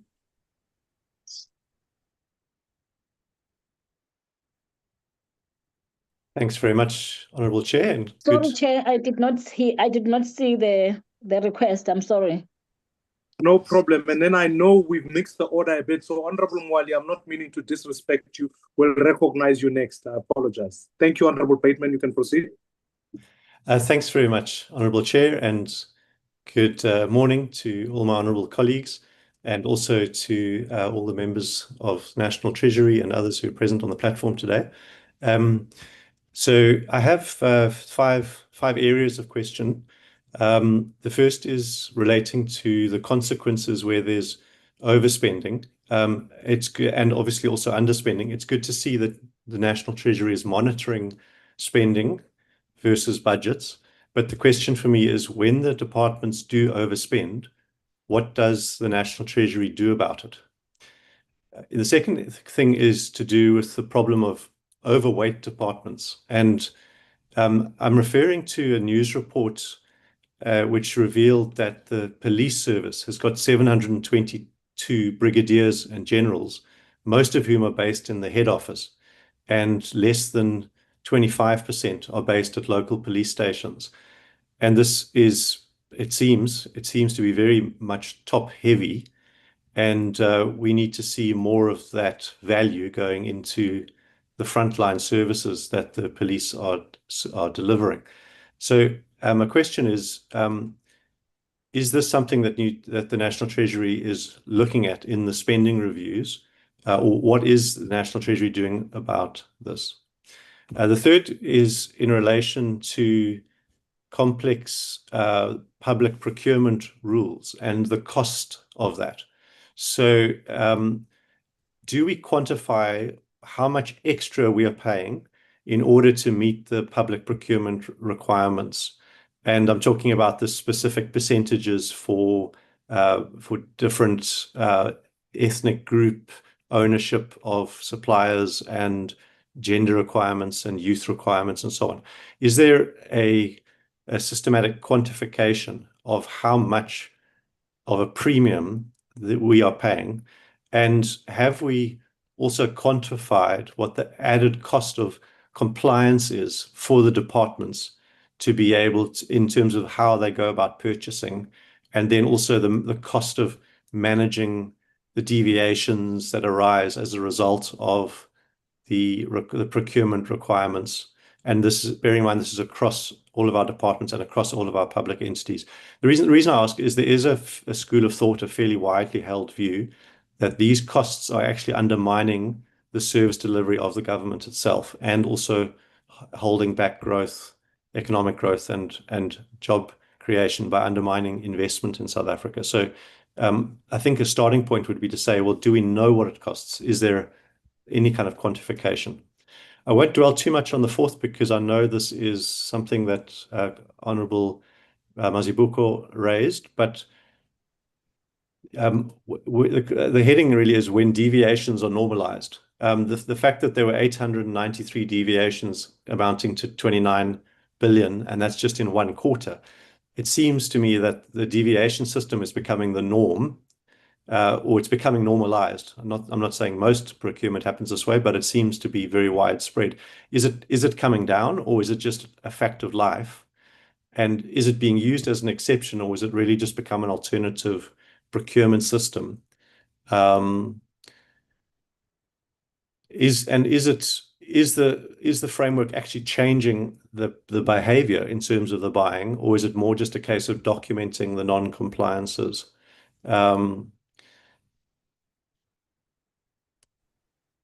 I think also the question, it relates to what Honourable Daleka Mazibuko said as well, are the accounting officers ever really held to account and told to stop using deviations? I mean, does it get to the point where this goes to law enforcement or to the Auditor General? What real oversight does Treasury actually exercise with the information? Okay, and then just lastly, on all of all the different public entities, there are obviously many public entities and many reports that were tabled to us. What does National Treasury do with this information? Many of them seem to be mismanaged. In terms of the reasons for the budgets and the actuals being out of line, there seems to be a lot of times either poor budgeting or the different kinds of reasons that recur. And so how is National Treasury approaching that? How is National Treasury reforming the way in which it engages with these entities to try and deal with those issues? And just to take one specific example, let's look more closely at NSFAS, because the numbers are large and it seems to be eating up reserves year after year. We've raised this again on a number of times. And how is National Treasury engaging with NSFAS to make sure that it actually is on a sustainable footing, and that it is spending responsibly within the budget that is allocated to it? Thank you. Thank you, Honourable Bateman. Honourable Mwali.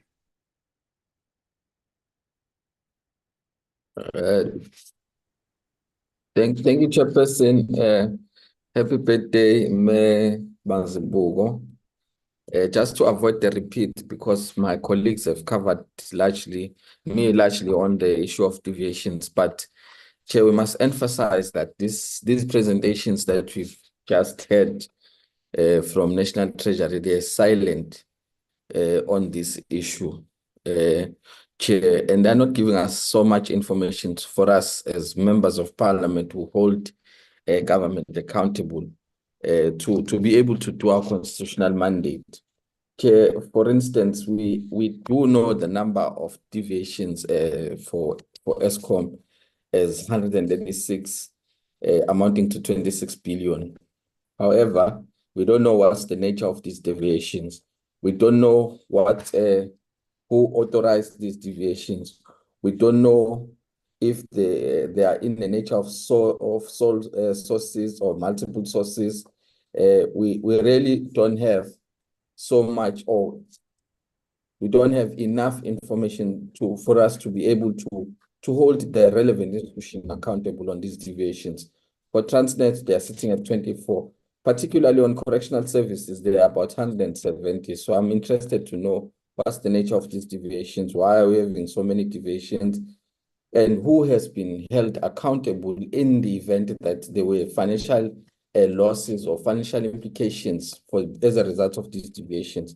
Also, Chair, on the same tune for contract modification, I want to know the nature of these contract modifications and the implication and financial losses, if there were any, or any form of financial implications as a result of these contract modifications. Which contracts were modified, and which contracts that were modified that the variations or the modifications resulted in financial losses in all these institutions, or in some of these institutions, particularly on Eskom, Transnet, and small business development, because those ones on the list that I saw on the presentations, they were highlighted as one of the highest, because Eskom is sitting with 67 contract modifications. Transnet is sitting with 38 contract modifications. So we really, Chair, would like to know the views also from National Treasury on the issue of underspending and overspending, because they are reporting on institutions that have overspent and some have underspent. However, Chair, want to know, as the watchdogs, as an institution that is watching these, as an institution that is watching these entities and the way they are performing, what is their view when they are underspending, and what would be their recommendations to this committee when we see, or when we get to sit with these institutions that are underspending? Thank you so much.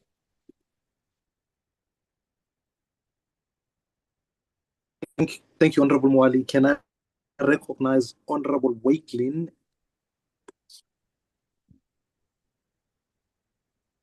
And then we'll get to Honorable Gamede. Thank you, Chair. Am I audible? Yes, we can hear you. Thank you, Chair.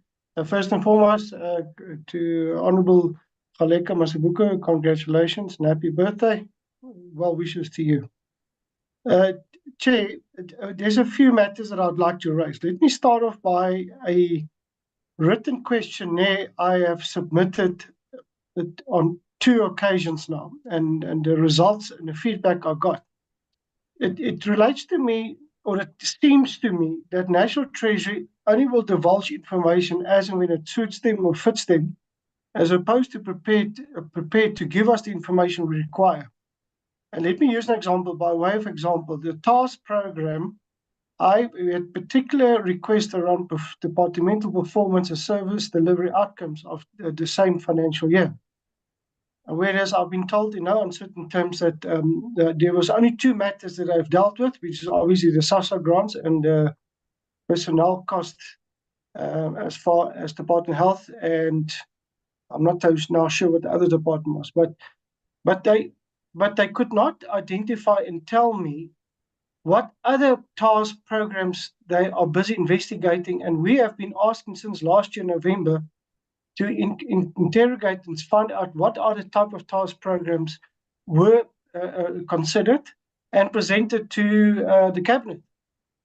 Chair, we're almost 1 year down the line, and there's only those 2 matters that, if somebody can explain to me what are the plans of action around the task, is it becoming a dead horse that we are flogging at the moment? If not, please give me an indication where we are. Chair, that is just the one matter. The second matter related to that is the matter of National Treasury unable to tell us spend in detail, and it relates, it's more a systemic matter or system matter where they are unable to tell us how municipalities spend their money on particular items. And I would like to understand if there's any way forward for National Treasury to be considering, given the technology availability these days, are they able to drill down on expenditure per municipality and per item level so that we can have an understanding what's going on? If not, why not? And when can we get some understanding when are they considering that to happen? Chair, as far as today's presentation, and I don't want to repeat what my colleagues have said. Obviously, it was clear to me that a lot of the presenters today, many of them, not all of them, were not 100% adequately prepared to present. And it felt to me like same old when we are thrown with a lot of information and data and try to make head and tails of it. And I would request that particularly the procurement reports be redone and resubmitted and for us to be able to look at again. Chair, my concern lies around Treasury's value add, and as far as overspend and underspend is concerned, what value do they actually add to and interventions they do to the departments when they see or foresee these coming? And in actual fact, that's this first part of the question. Is there an early warning system telling National Treasury that we are heading towards trouble, particularly departments and state-owned enterprises? And what is the type of intervention they are prepared to do? So because when we get a presentation, we get all the information, but we don't get the understanding what the value add is from Treasury side and what the intervention plans are. Then, Chair, I want to leave it at that. And there's just one thing around National Treasury. We got a lot of trust in them, and we trust them. They're the guardians of public finance. But my sense tells me that they're not currently having a hands-on approach and an approach that says, let's stuck into the detail. And let me tell you where I'm coming from, Chair. And I want to close with this, that every rand counts. Every single rand counts in the budget. And we as a DA will keep on tracking, and we're going to spend a lot of energy and time in a foreseeable future around expenditure and the quality and the value add and the premium prices that we are not supposed to pay. Thank you, Chair. Thank you, Honorable Gamede. Thank you. Thank you very much, Chairperson. I hope I'm audible. Am I audible, Chairperson? You are. We can hear you and see you. Oh, thank you very much. You know, there is no electricity here. I'm at the village. No, Chairperson, let me start by, okay. Happy birthday, Honorable Mazibs. Happy birthday to you. I hope you'll enjoy your birthday. Let me first greet the Chairperson, the members, our support staff, and also all the relevant, what you call, stakeholders. Even though I wouldn't be able to say today thanks for a good presentation. Other members have already complained. I think next time you'll pull up your socks. Chairperson, without dwelling much on what other members have already alluded to, let me quickly go to state-owned companies. Let me pick slide 4 on ESCOM financial performance and area municipal debt. Chairperson, ESCOM year to date net profit of 30.8 billion rand and its EAF recovery to 65.16% are genuinely encouraging signs of an entity stabilizing its operations. However, Chairperson, this progress sits uneasily alongside the escalation of area municipal debt of 111.6 billion rands, a figure that threatens to quietly erode the very gains ESCOM has fought hard to achieve. Capital injections and tariffs increases are, in fact, papering over a deep failure of municipal payment discipline. And the risk is that national government ends up carrying the cost of local government shortfalls indefinitely. What concrete enforcement mechanisms or intercept protocols in National Treasury putting in place to hold non-paying municipalities to account, and how soon can these be expected to take place or to take effect before the 111.6 billion liability grows further? Let me quickly go to procurement deviations and contract modification. On slide 13, Chairperson, on analysis of deviation, the top 20 institutions. It is concerned that the company accounts for 20.7 billion, which 92% of all top 20 procurement deviations.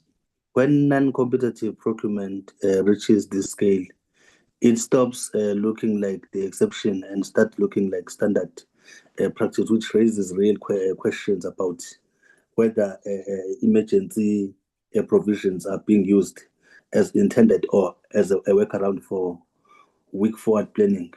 My question, Chairperson, on that one, what steps does National Treasury take to confirm that ESCOM's recurring single source deviations reflect genuine emergency constraints rather than avoidable delays in tender planning and procurement cycles? Because in my view, Chairperson, I think it would be better to establish a mandatory treasury pre-audit panel for any entity whose single source deviations exceed 1 billion rands per quarter, requiring a clear justification and a path back to competitive building. Chairperson, on spending outcomes and public entities, let me quickly go to slide 12, Chairperson. Underspending on transfers, the top departments. On social developments, 5 billion rands underspent, driven largely by a stricter beneficiary verification, points to difficult tensions. The very system designed to protect the integrity of the grant system may also be preventing deserving beneficiaries from receiving timely support. Guiding against fraud is essential, but underspending of this magnitude at a time of significant economic pressure on households suggests the calibration of this control needs urgent review, Chairperson. If I may ask, what automated verification safeguards are being introduced to ensure that legitimate and eligible applicants are not inadvertently delayed or excluded by the new compliance system? On the public entities, on slide 4, Chairperson, challenges in reporting on public entities. The current inability to verify public entity financial data on the basic account system, combined with standardized budget programs, makes it genuinely difficult for Parliament to exercise meaningful oversight. The inconsistency between modified cash bases and accrual accounting further obscures real-time liabilities, making it hard to see fiscal risk clearly when it matters the most. Chairperson, what firm deadline has National Treasury set for implementing a standardized chart of accounts and automated reporting interface across all Schedule 2 and 3 public entities? Chairperson, I just want to make this comment because I think most of the things, there's something that has been touched by Honorable Mazibuko, which actually, when we look at the things that are happening, it's not right at times being given a presentation, and after some time, we are also given a presentation. We were given a presentation until 3 o'clock this morning. This one, there are slightly changes. That thing is actually a problem to us. But I also want to make a comment, Chairperson, and also a question, even though I think you might say that one will be discussed in other meetings. But I want to mention this. even though I'm disappointed that the minister is not here, the deputy ministers, both of them, there is no one from the ministry. But the Minister of Finance repeated an unclear reliance on Section 16 of the Constitution for significant appropriations, such as the recent 10 billion rand allocation, demonstrates a profound abuse of power and a blatant disregard for parliamentary oversight. This pattern undermines the critical role of the Standing Committee in ensuring fiscal accountability and transparent, effectively sidestepping the democratic processes designed to safeguard public funds, Honourable Chairperson. And I've got this question, maybe the Treasurer will take it. Given the consistent concerns raised by the Standing Committee regarding the utilization of Section 16, what specific measures will be implemented to ensure genuine parliamentary oversight and prevent future appropriations from bypassing established democratic processes? My last question, Chairperson, beyond the immediate emergency justification, how does the ministry reconcile the allocation of 10 billion rands without proper parliamentary scrutiny with the principles of good governance, audit performance, and consequence management, especially in light of the past failure with state-owned entities like SAA, ESCOM, and DENEL? Thank you very much, Chairperson. Thank you, Honorable Member. May I recognize Honorable Segede?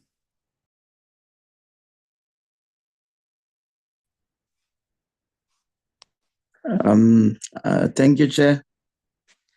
Chair, can I switch off my video?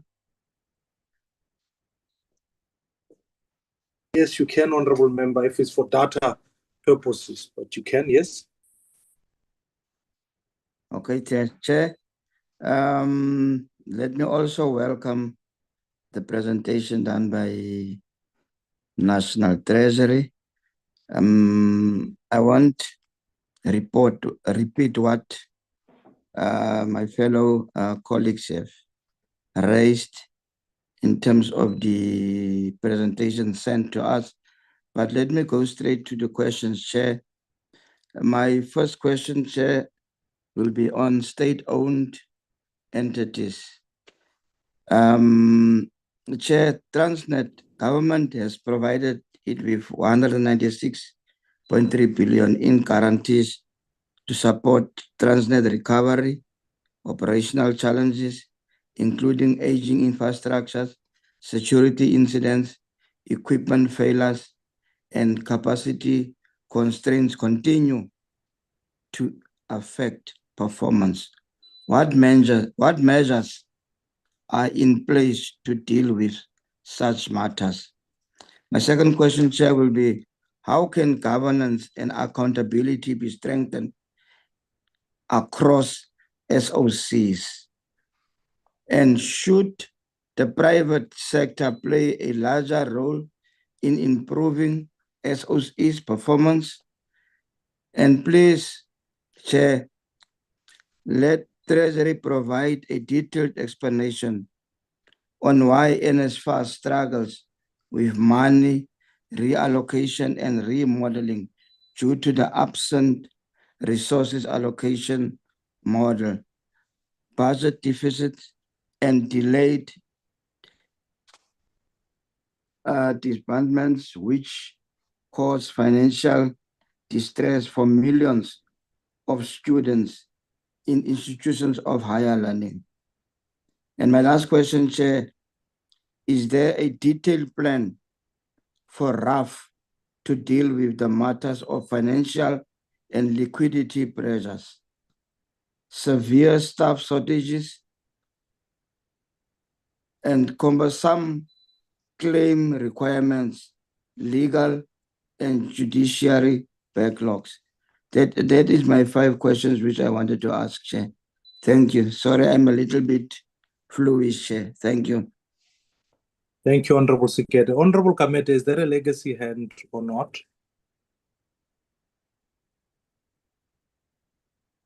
Okay, I'll assume it is.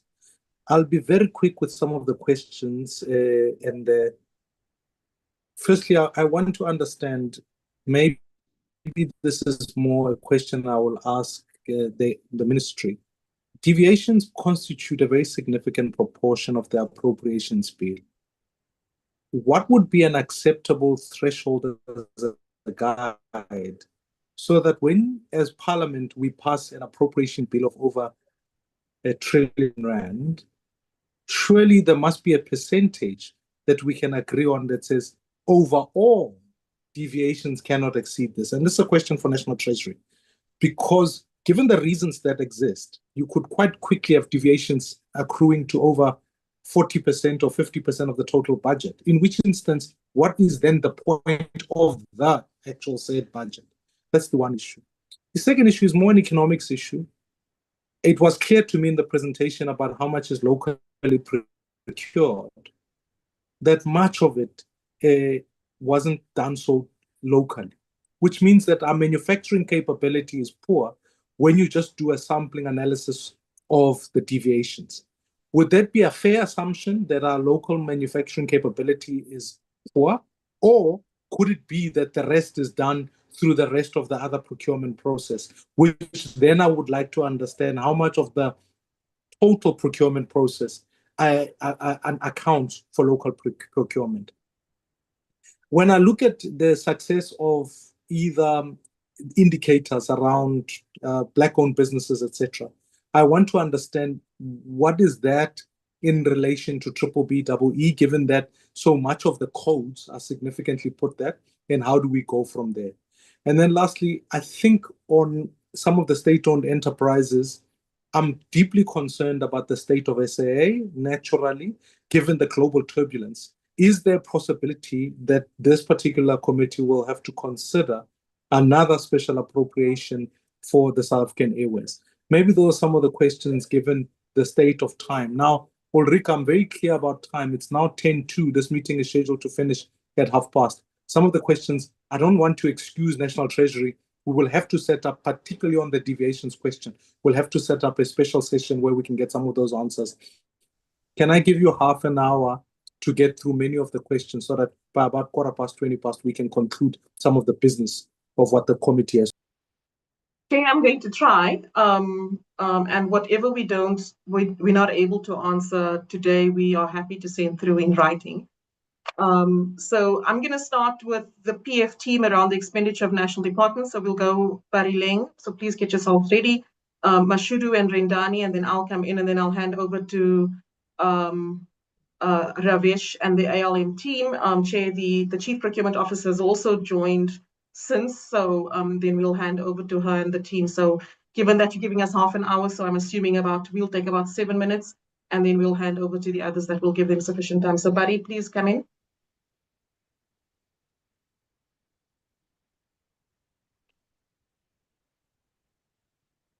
Thank you. Good afternoon, good morning, honorable members.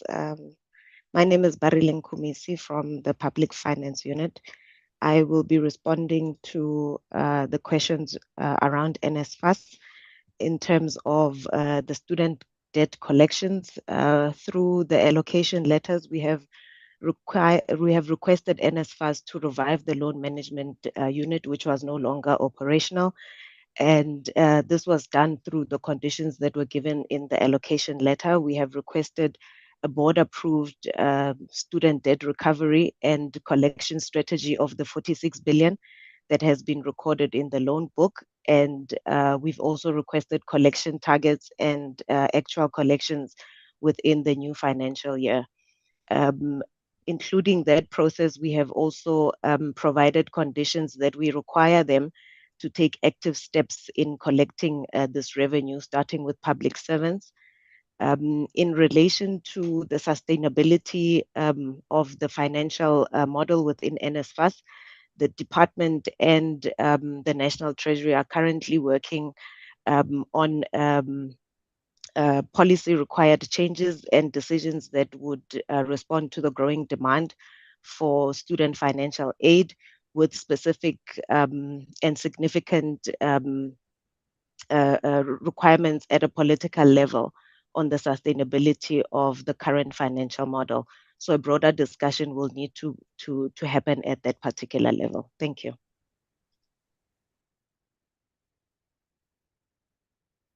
Good morning, Honorable Chair and Honorable Members. My name is Mashudu Bija from Public Finance with the National Treasury.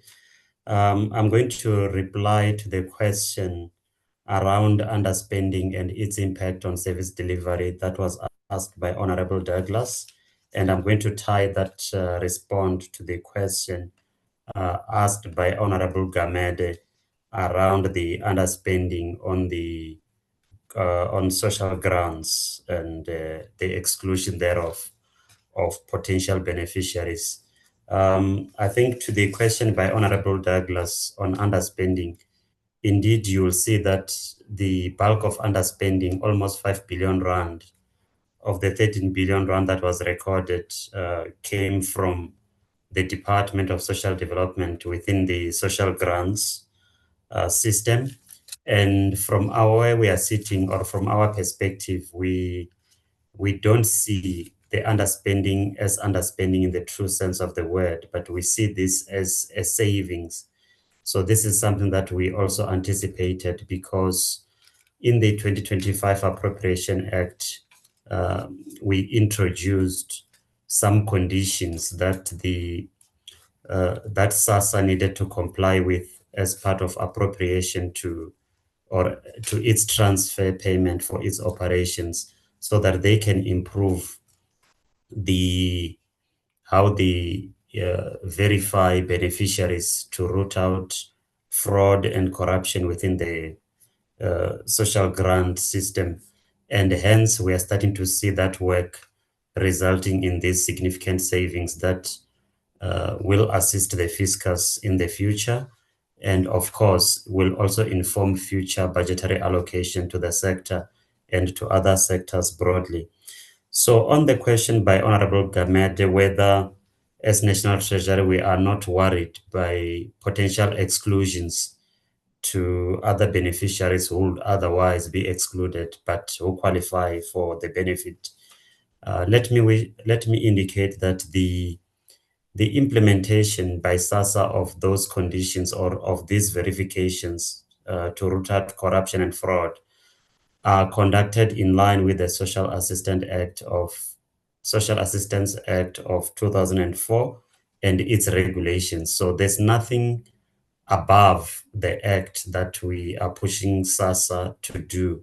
So everything is within the provisions of the act and its regulations. In terms of some of the checks and balances to make sure that there are no exclusion errors, Honorable Gamete, we know that before SASSA cancels any grant or stop any grant, grant beneficiaries are informed to present themselves to SASSA offices if there are challenges or something has been picked up in the verification. So those grants are not just stopped automatically. And where the grants have been stopped and a beneficiary present him or herself, generally those grants that have been stopped are restored within a period of 2 days or so. So electronically, there are checks and balances to ensure that beneficiaries are not unnecessarily excluded from the benefit. Thanks, Ulrike.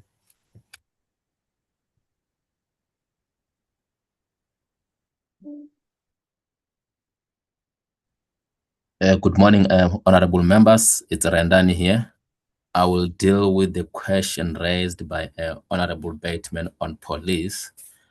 One of the projects that the police have embarked on 3 or so years ago, it's organizational restructuring, where they were prioritizing police stations of front line by way of moving some of the resources from head office to police stations, especially prioritized police stations where they have got serious crimes like rape, murder, etc. Of late, there's also the police reset framework in addition to that initiative. The closest we have been when it comes to the spending reviews, it's a review on the use of police vehicles. where one of the findings was that at head office, we have got high-valued vehicles, some of them justified, some not justified, and the recommendation was that resources needs to be going to police station. And then lastly, the 12 billion additional funding which has been given to the police in the last 3 or so MTFs was prioritizing frontline, like visible policing and detectives. There was also a question around what we do with this information, like underspending and overspending.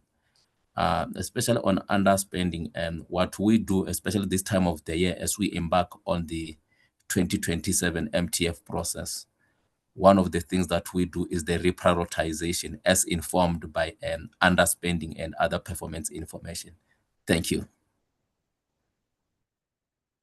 And then, Chair, just quickly, I mean, we had a lot of questions that spoke around financial governance, what happens in the event of overspending and underspending, and our roles around all of this.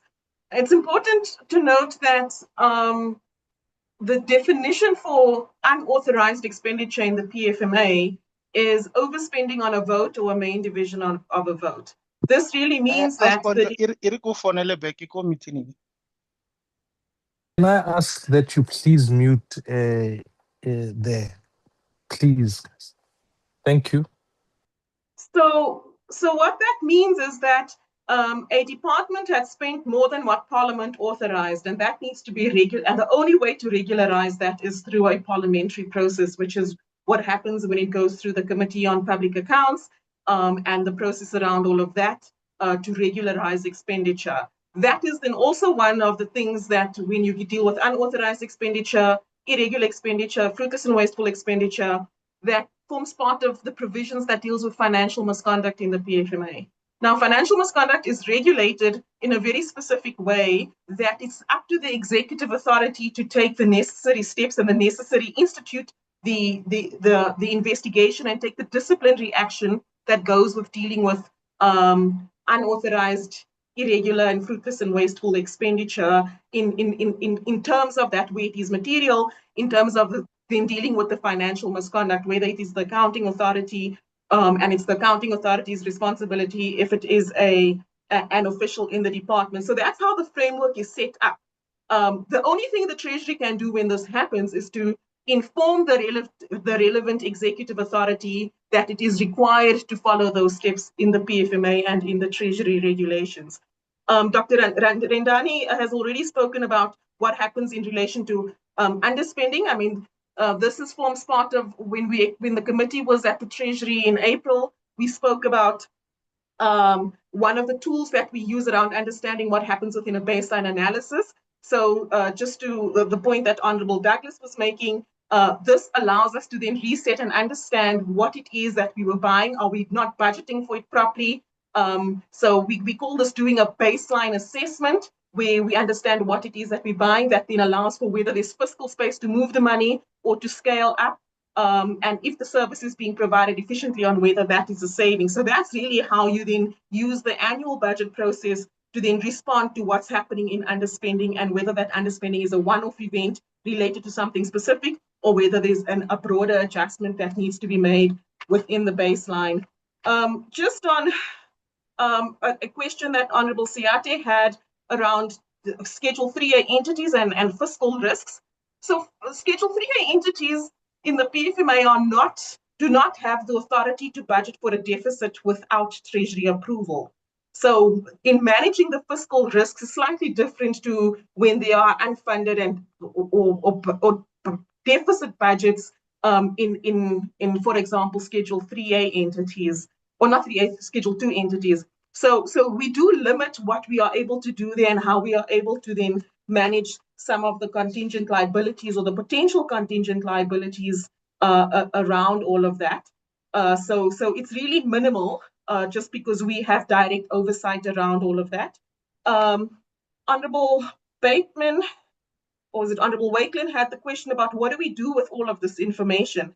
I mean, this is, so as you know, and what we explained to you when you were there, or when you were at the Treasury in April, was that this forms part of a broader cycle. So you have what you do in the implementation phase of the budget, and that includes the oversight that we have in a year that allows us to do the necessary assessments in the following year cycles formulation phase that then allows for shifts, reprioritization, making the strategic policy choices around whether things should close down. Let me just talk about this a little bit because Honorable Wakelin, yes, you have been asking about a TARS list. And we explained to you in April that we use what we call a program assessment matrix that looks at all programs across national departments. So the main divisions in which all of that is done. We also look at big components within all of that. So all programs gets put through the program assessment matrix.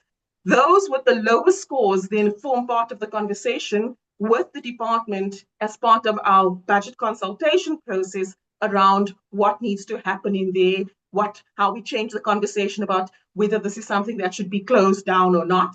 And as you know, there's a technical component here, and we feed into the political process around what goes to MinCombat. And as you know, the cabinet's proposals that is eventually tabled are policy choices that is made by cabinet around all of that. So some of the technical work we do, we look at all of these things. We have different kinds of conversations depending on what it is that we're finding, whether there's cross-cutting issues, for example, around how we are able to use transversal contracts that would then save money in goods and services, and whether there needs to be changes made within some of the procurement stuff that we then have to do. Just on municipalities and details on municipalities, we do have the municipal SCOA that provides detailed expenditures at different expenditure items across all municipalities. We publish a high level of that as part of the Section 71 reports on a quarterly basis, and the state of the local government, but our IGR team will be happy to provide any further details around all of that. Then just in relation to Honorable Kameda's question about a solid deadline for a chart of accounts for public entities, we are in the scoping phase of this project, just to understand what is that we need. A lot of this is dependent, will be built on actually from the MSCOA work that was done, given that the accounting standards are the same. And once we are done scoping what is needed around all of this, will we be able to give definitive deadlines? Chair, just the last one around the economic question that you asked about local manufacturing capability. I mean, we're gonna have to give you a written response around all of that because I don't have the details. But as the big issue, I suppose, is when it comes to what it is that we're procuring from a capital point of view and the kinds of goods and services that we are procuring, whether those local capacities exist in what it is that we're doing, or whether we're doing manufacturing for exports and not necessarily what we need. But we will take this up with our Economic Policy and International Cooperation Unit. Let me stop there and hand over to Ravesh. Thank you, Ulrika. Thank you, Honorable Chair. So just from our side, we've got a few questions. I think just on the question from yourself, Honorable Chair, around SAA, we have received an application for funding, but to your point, it may not be a special appropriation. So just like Land Bank, that will go through the normal budgetary processes.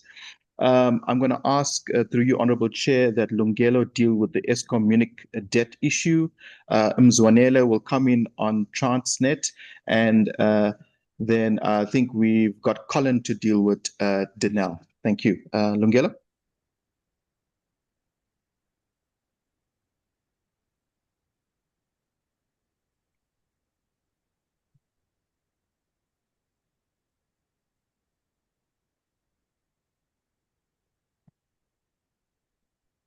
Okay, Chair, while we wait for Lungelo, Mzwanele, can you come in on Transnet? And then Colin?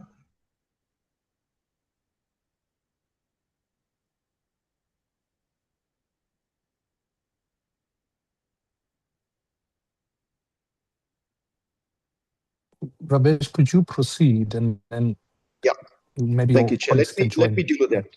Yeah, let me deal with those questions. So, Chair, from an Eskom perspective, from a Munich debt perspective, we are working with the IGR team, the Intergovernmental Relations team, in terms of how do we address the Munich debt issue. So obviously we are looking at the smart meter campaign, also the distribution agency agreements as well. But I think more detail we can get from our intergovernmental relations team. just on Transnet in terms of what we're dealing with in terms of how do we address some of those challenges. So what we generally have is we have a quarterly meeting or a monthly monitoring meeting where we deal with all these challenges. So that's one of the initiatives that we have, and then we also do engage as well with the executive team on some of these challenges. And then lastly on Danelle, I'm just checking if Colin can come in. If he can't come in, then that's fine. I think just on Danelle, I think we are working with the team, with the executive team, on ensuring that the pipeline that they have basically outlined, that they do deliver on that, because I think that's the main challenge, is to ensure that they do deliver on the actual pipeline of 31 billion. And we did mention the Oman contract, so I think that's going to be quite critical in terms of us monitoring that pipeline. I think, Honourable Chair, with that said, let me hand back over to Mendo and the team. Thank you.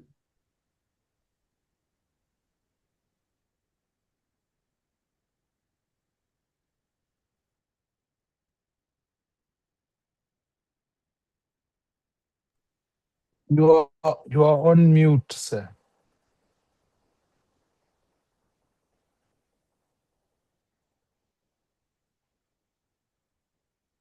So we cannot hear you. You are on mute. Good morning, Chair. Approaches. I got disconnected. Can I go ahead and speak on ESCOM? Yes, you can proceed. Thanks very much.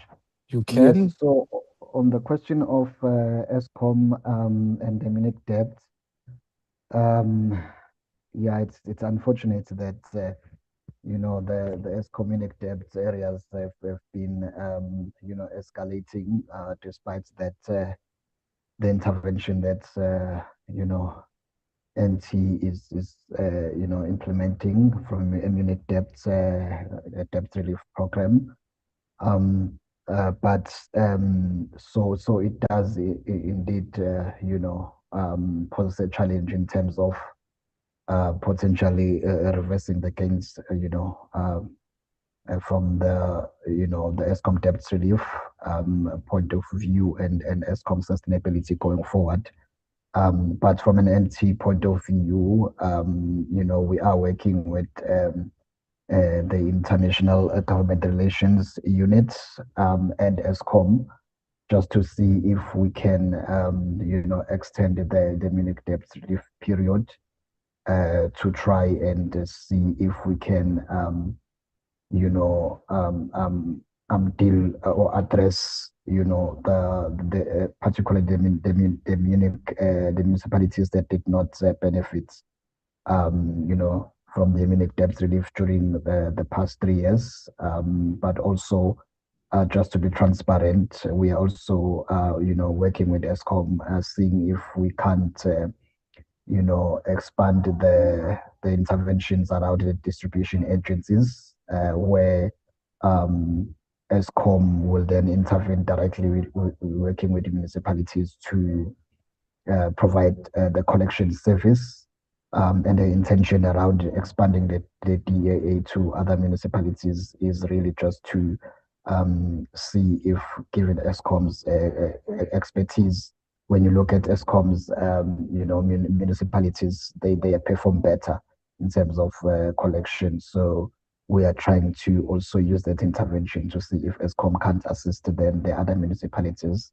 And we are then linking this to the minute debt program that we currently have, in a sense that we are using the minute debt write-off as an incentive for the municipalities to enter into DAAs with ESCOM. So in simple terms, Chair and members of Parliament, the program is being extended in a sense that if a municipalities agrees to enter into a DAA with ESCOM just to improve their collection, then we do allow them then to get the write-off that was initially intended for their areas in the past.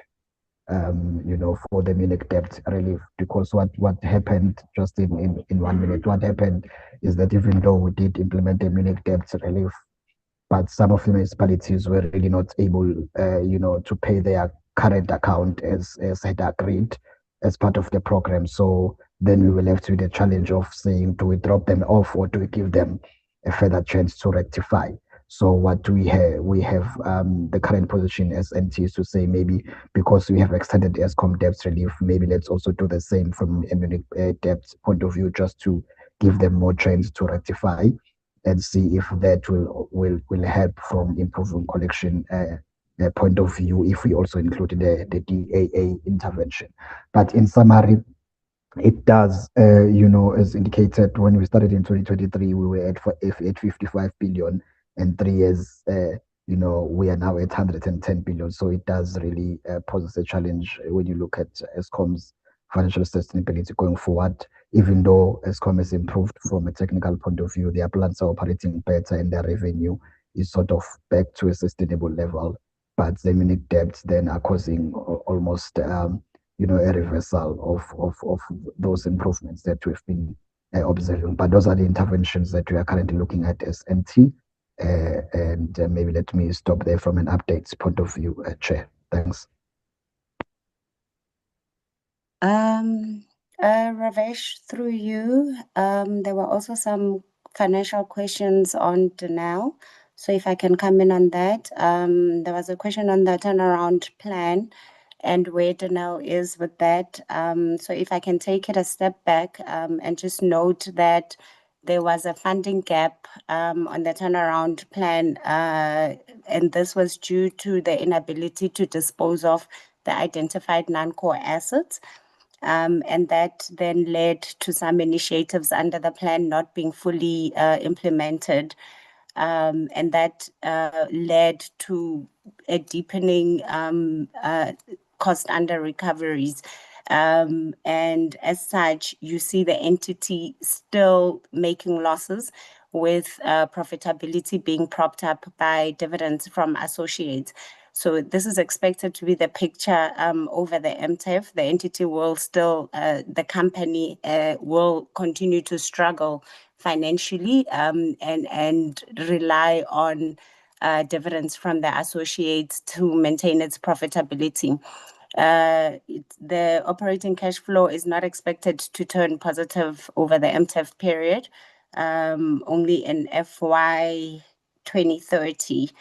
As such, the entity has identified that there is a need for deeper restructuring, cost restructuring, with labor and material costs being identified as some of the sticky items. So they may be looking to further restructure labor, noting that they had undertaken some labor restructuring under the original turnaround plan, but there may be a need to further engage that. They are also looking at strategic partnerships.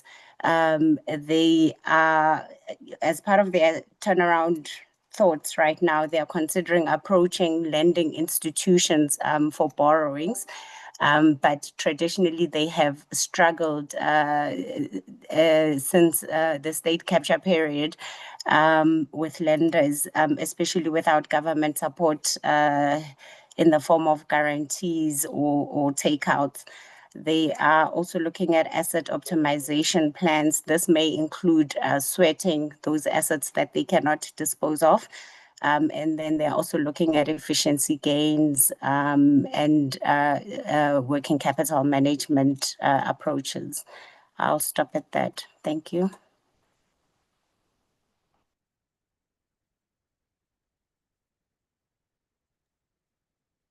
Thanks, Chair. I think it's over to Mendo and the team.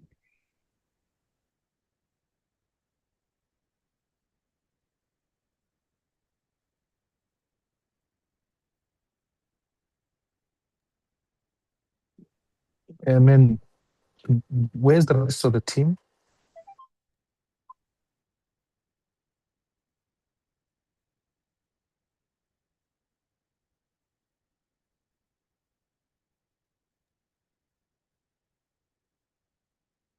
Chair, if I may, I see our CPO is here. I was waiting for the CPO to lead us on this one, but I don't know if she can be allowed to come through before I can respond to some of the questions that have been raised by the members of parliament. She can. We are running out of time, and I'm not sure. Yeah, honestly, I've had enough meetings with National Treasury to rank this one as one of the most disappointing of the lot. I would use a different word, but honestly, I'm not sure where you are at. A combination of signal and all sorts of issues there. So maybe the CPO can answer, and then if we can, I'm going to make a proposal, which is that we have another engagement with National Treasury, which we've written to you about. We will add some of the responses onto that. In the meantime, we'll take the written ones and then go from there. Let me allow the CPO to go, and then we'll bring this matter to a close. It is, yeah.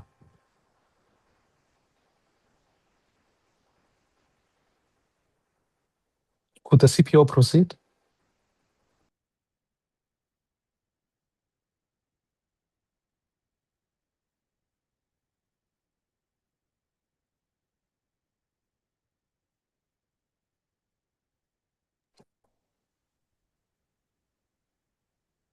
I'm not sure how much more shambolic this can go on for.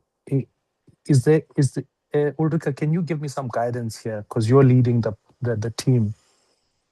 I keep getting members being referred to and then people don't come on. So I'm unclear exactly what is going on. My apologies, Chair. I do see the CPO on the platform, and I have also sent a notification using the ask to unmute function for her to unmute herself and to talk. Chair, knowing that we are running out of time, is it possible for us to then defer this to a different conversation and a different meeting firstly, I think that it's important that we respond to you in writing, and then have a briefing session with you around all of these procurement-related matters. But I would take guidance on how you would want us to deal with this. Yes, we have a session with National Treasury that is scheduled for the 12th of August, which is it's next week, Wednesday. So I will add an additional item that deals with this particular matter. But I do think, Ulrika, if you can communicate to your colleagues, if we are going to have a virtual meeting, I understand that things sometimes do go wrong, technology fails us, etc. But I think you and I could concede the fact that the manner with which we've conducted operation today is suboptimal, in fact, shambolic. I think that is fair. And I think it's unacceptable. It makes this particular meeting a waste of time. And then ultimately now we have to reschedule all sorts of other ones because, as colleagues have already said, some of the presenters were genuinely unprepared. I think it's a fair session to make. So if we can, I don't want to keep harping on this matter. Let me take some closing comments on there, and then we'll deal with this matter as I'm proposing as an additional item on the 12th of August, if that's possible. No, Chair, thank you very much. And I have to sincerely apologize for the National Treasury today. As you said, that this has been disappointing on many fronts. I am committing to taking this up internally in the Treasury. So with the EXCO, I will also have a conversation with the DG and the Minister about what has happened today. And we're looking forward to then being able to present to you next week on these matters, and then really always appreciative of the time that we have in explaining things to the committee that would help you in your oversight responsibilities around the budget. Thank you.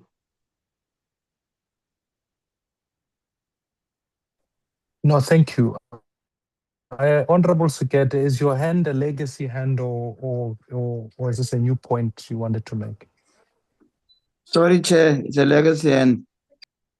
Thank you. If it's in agreement, Honorable Zibuko and the respective, if we can, I will defer the rest of the responses to the 12th. I will ask National Treasury to, at least at a very basic level, ensure that the answers to some of the questions are supplied to the committee. Can we just given the nature of this matter, if we can try and aim for Friday, I know today is Tuesday, but I think the answers should have been readily available. We can get them by Tuesday. And then what we then do post facto is that next week, Wednesday, we will then table these matters as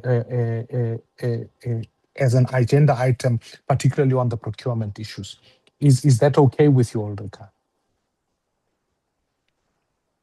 I think it's in order, Chair.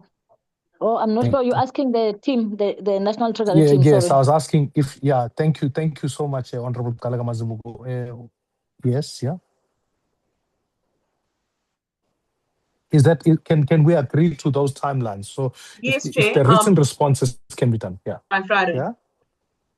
Yeah. Yes, Chair, we are committing to that. And then next week, Wednesday, we'll then take it from there. That will be perfect.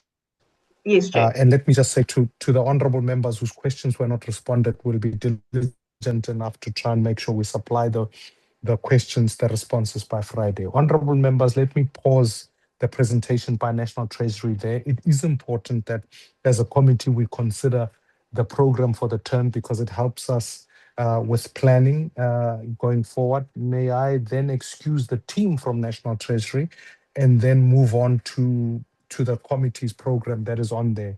As Mashile flights the program, really this term, again, guided by two things, the strategic plan of the committee, and two, we're guided really by the appropriations bill in some of the expenditure that is going forward. And then thirdly, the compliance legislative parts, for example, the presentation today, quarterly briefs, and the other aspects have to form part of the program. We've got a very short program for this term, so it shouldn't be complicated. It has been circulated to members. It really, we had agreed in the previous term to attend to the question of the Department of Defense. There have been a number of things, and I think today's presentation would have helped us speak to the questions around the now. We've also got COCTA given in a local government election and some of the white paper and some of the IEC elections coming up. So we've spoken about that. As I alluded to earlier, we then will shift back to National Treasury. This item comes out of the previous term's work about how we use the Money Bills and Related Matters Act to deal with two matters, the human settlements and Stats SA. So that's what that presentation is about. And then we will have a joint meeting with the Human Settlements Committee.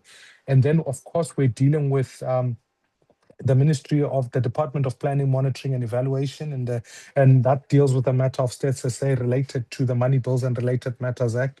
And then, as you saw in the procurement bids today, that we will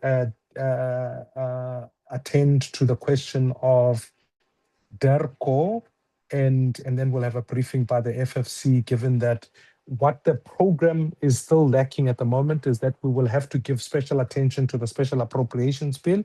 So then I will schedule those with committee members, and then we'll take it from there. So, honorable members, this is the draft program that is on for this term, given that Parliament has got a short session and then it goes immediately on a break. Is there, Mashila, I don't know if there's anything you want to add.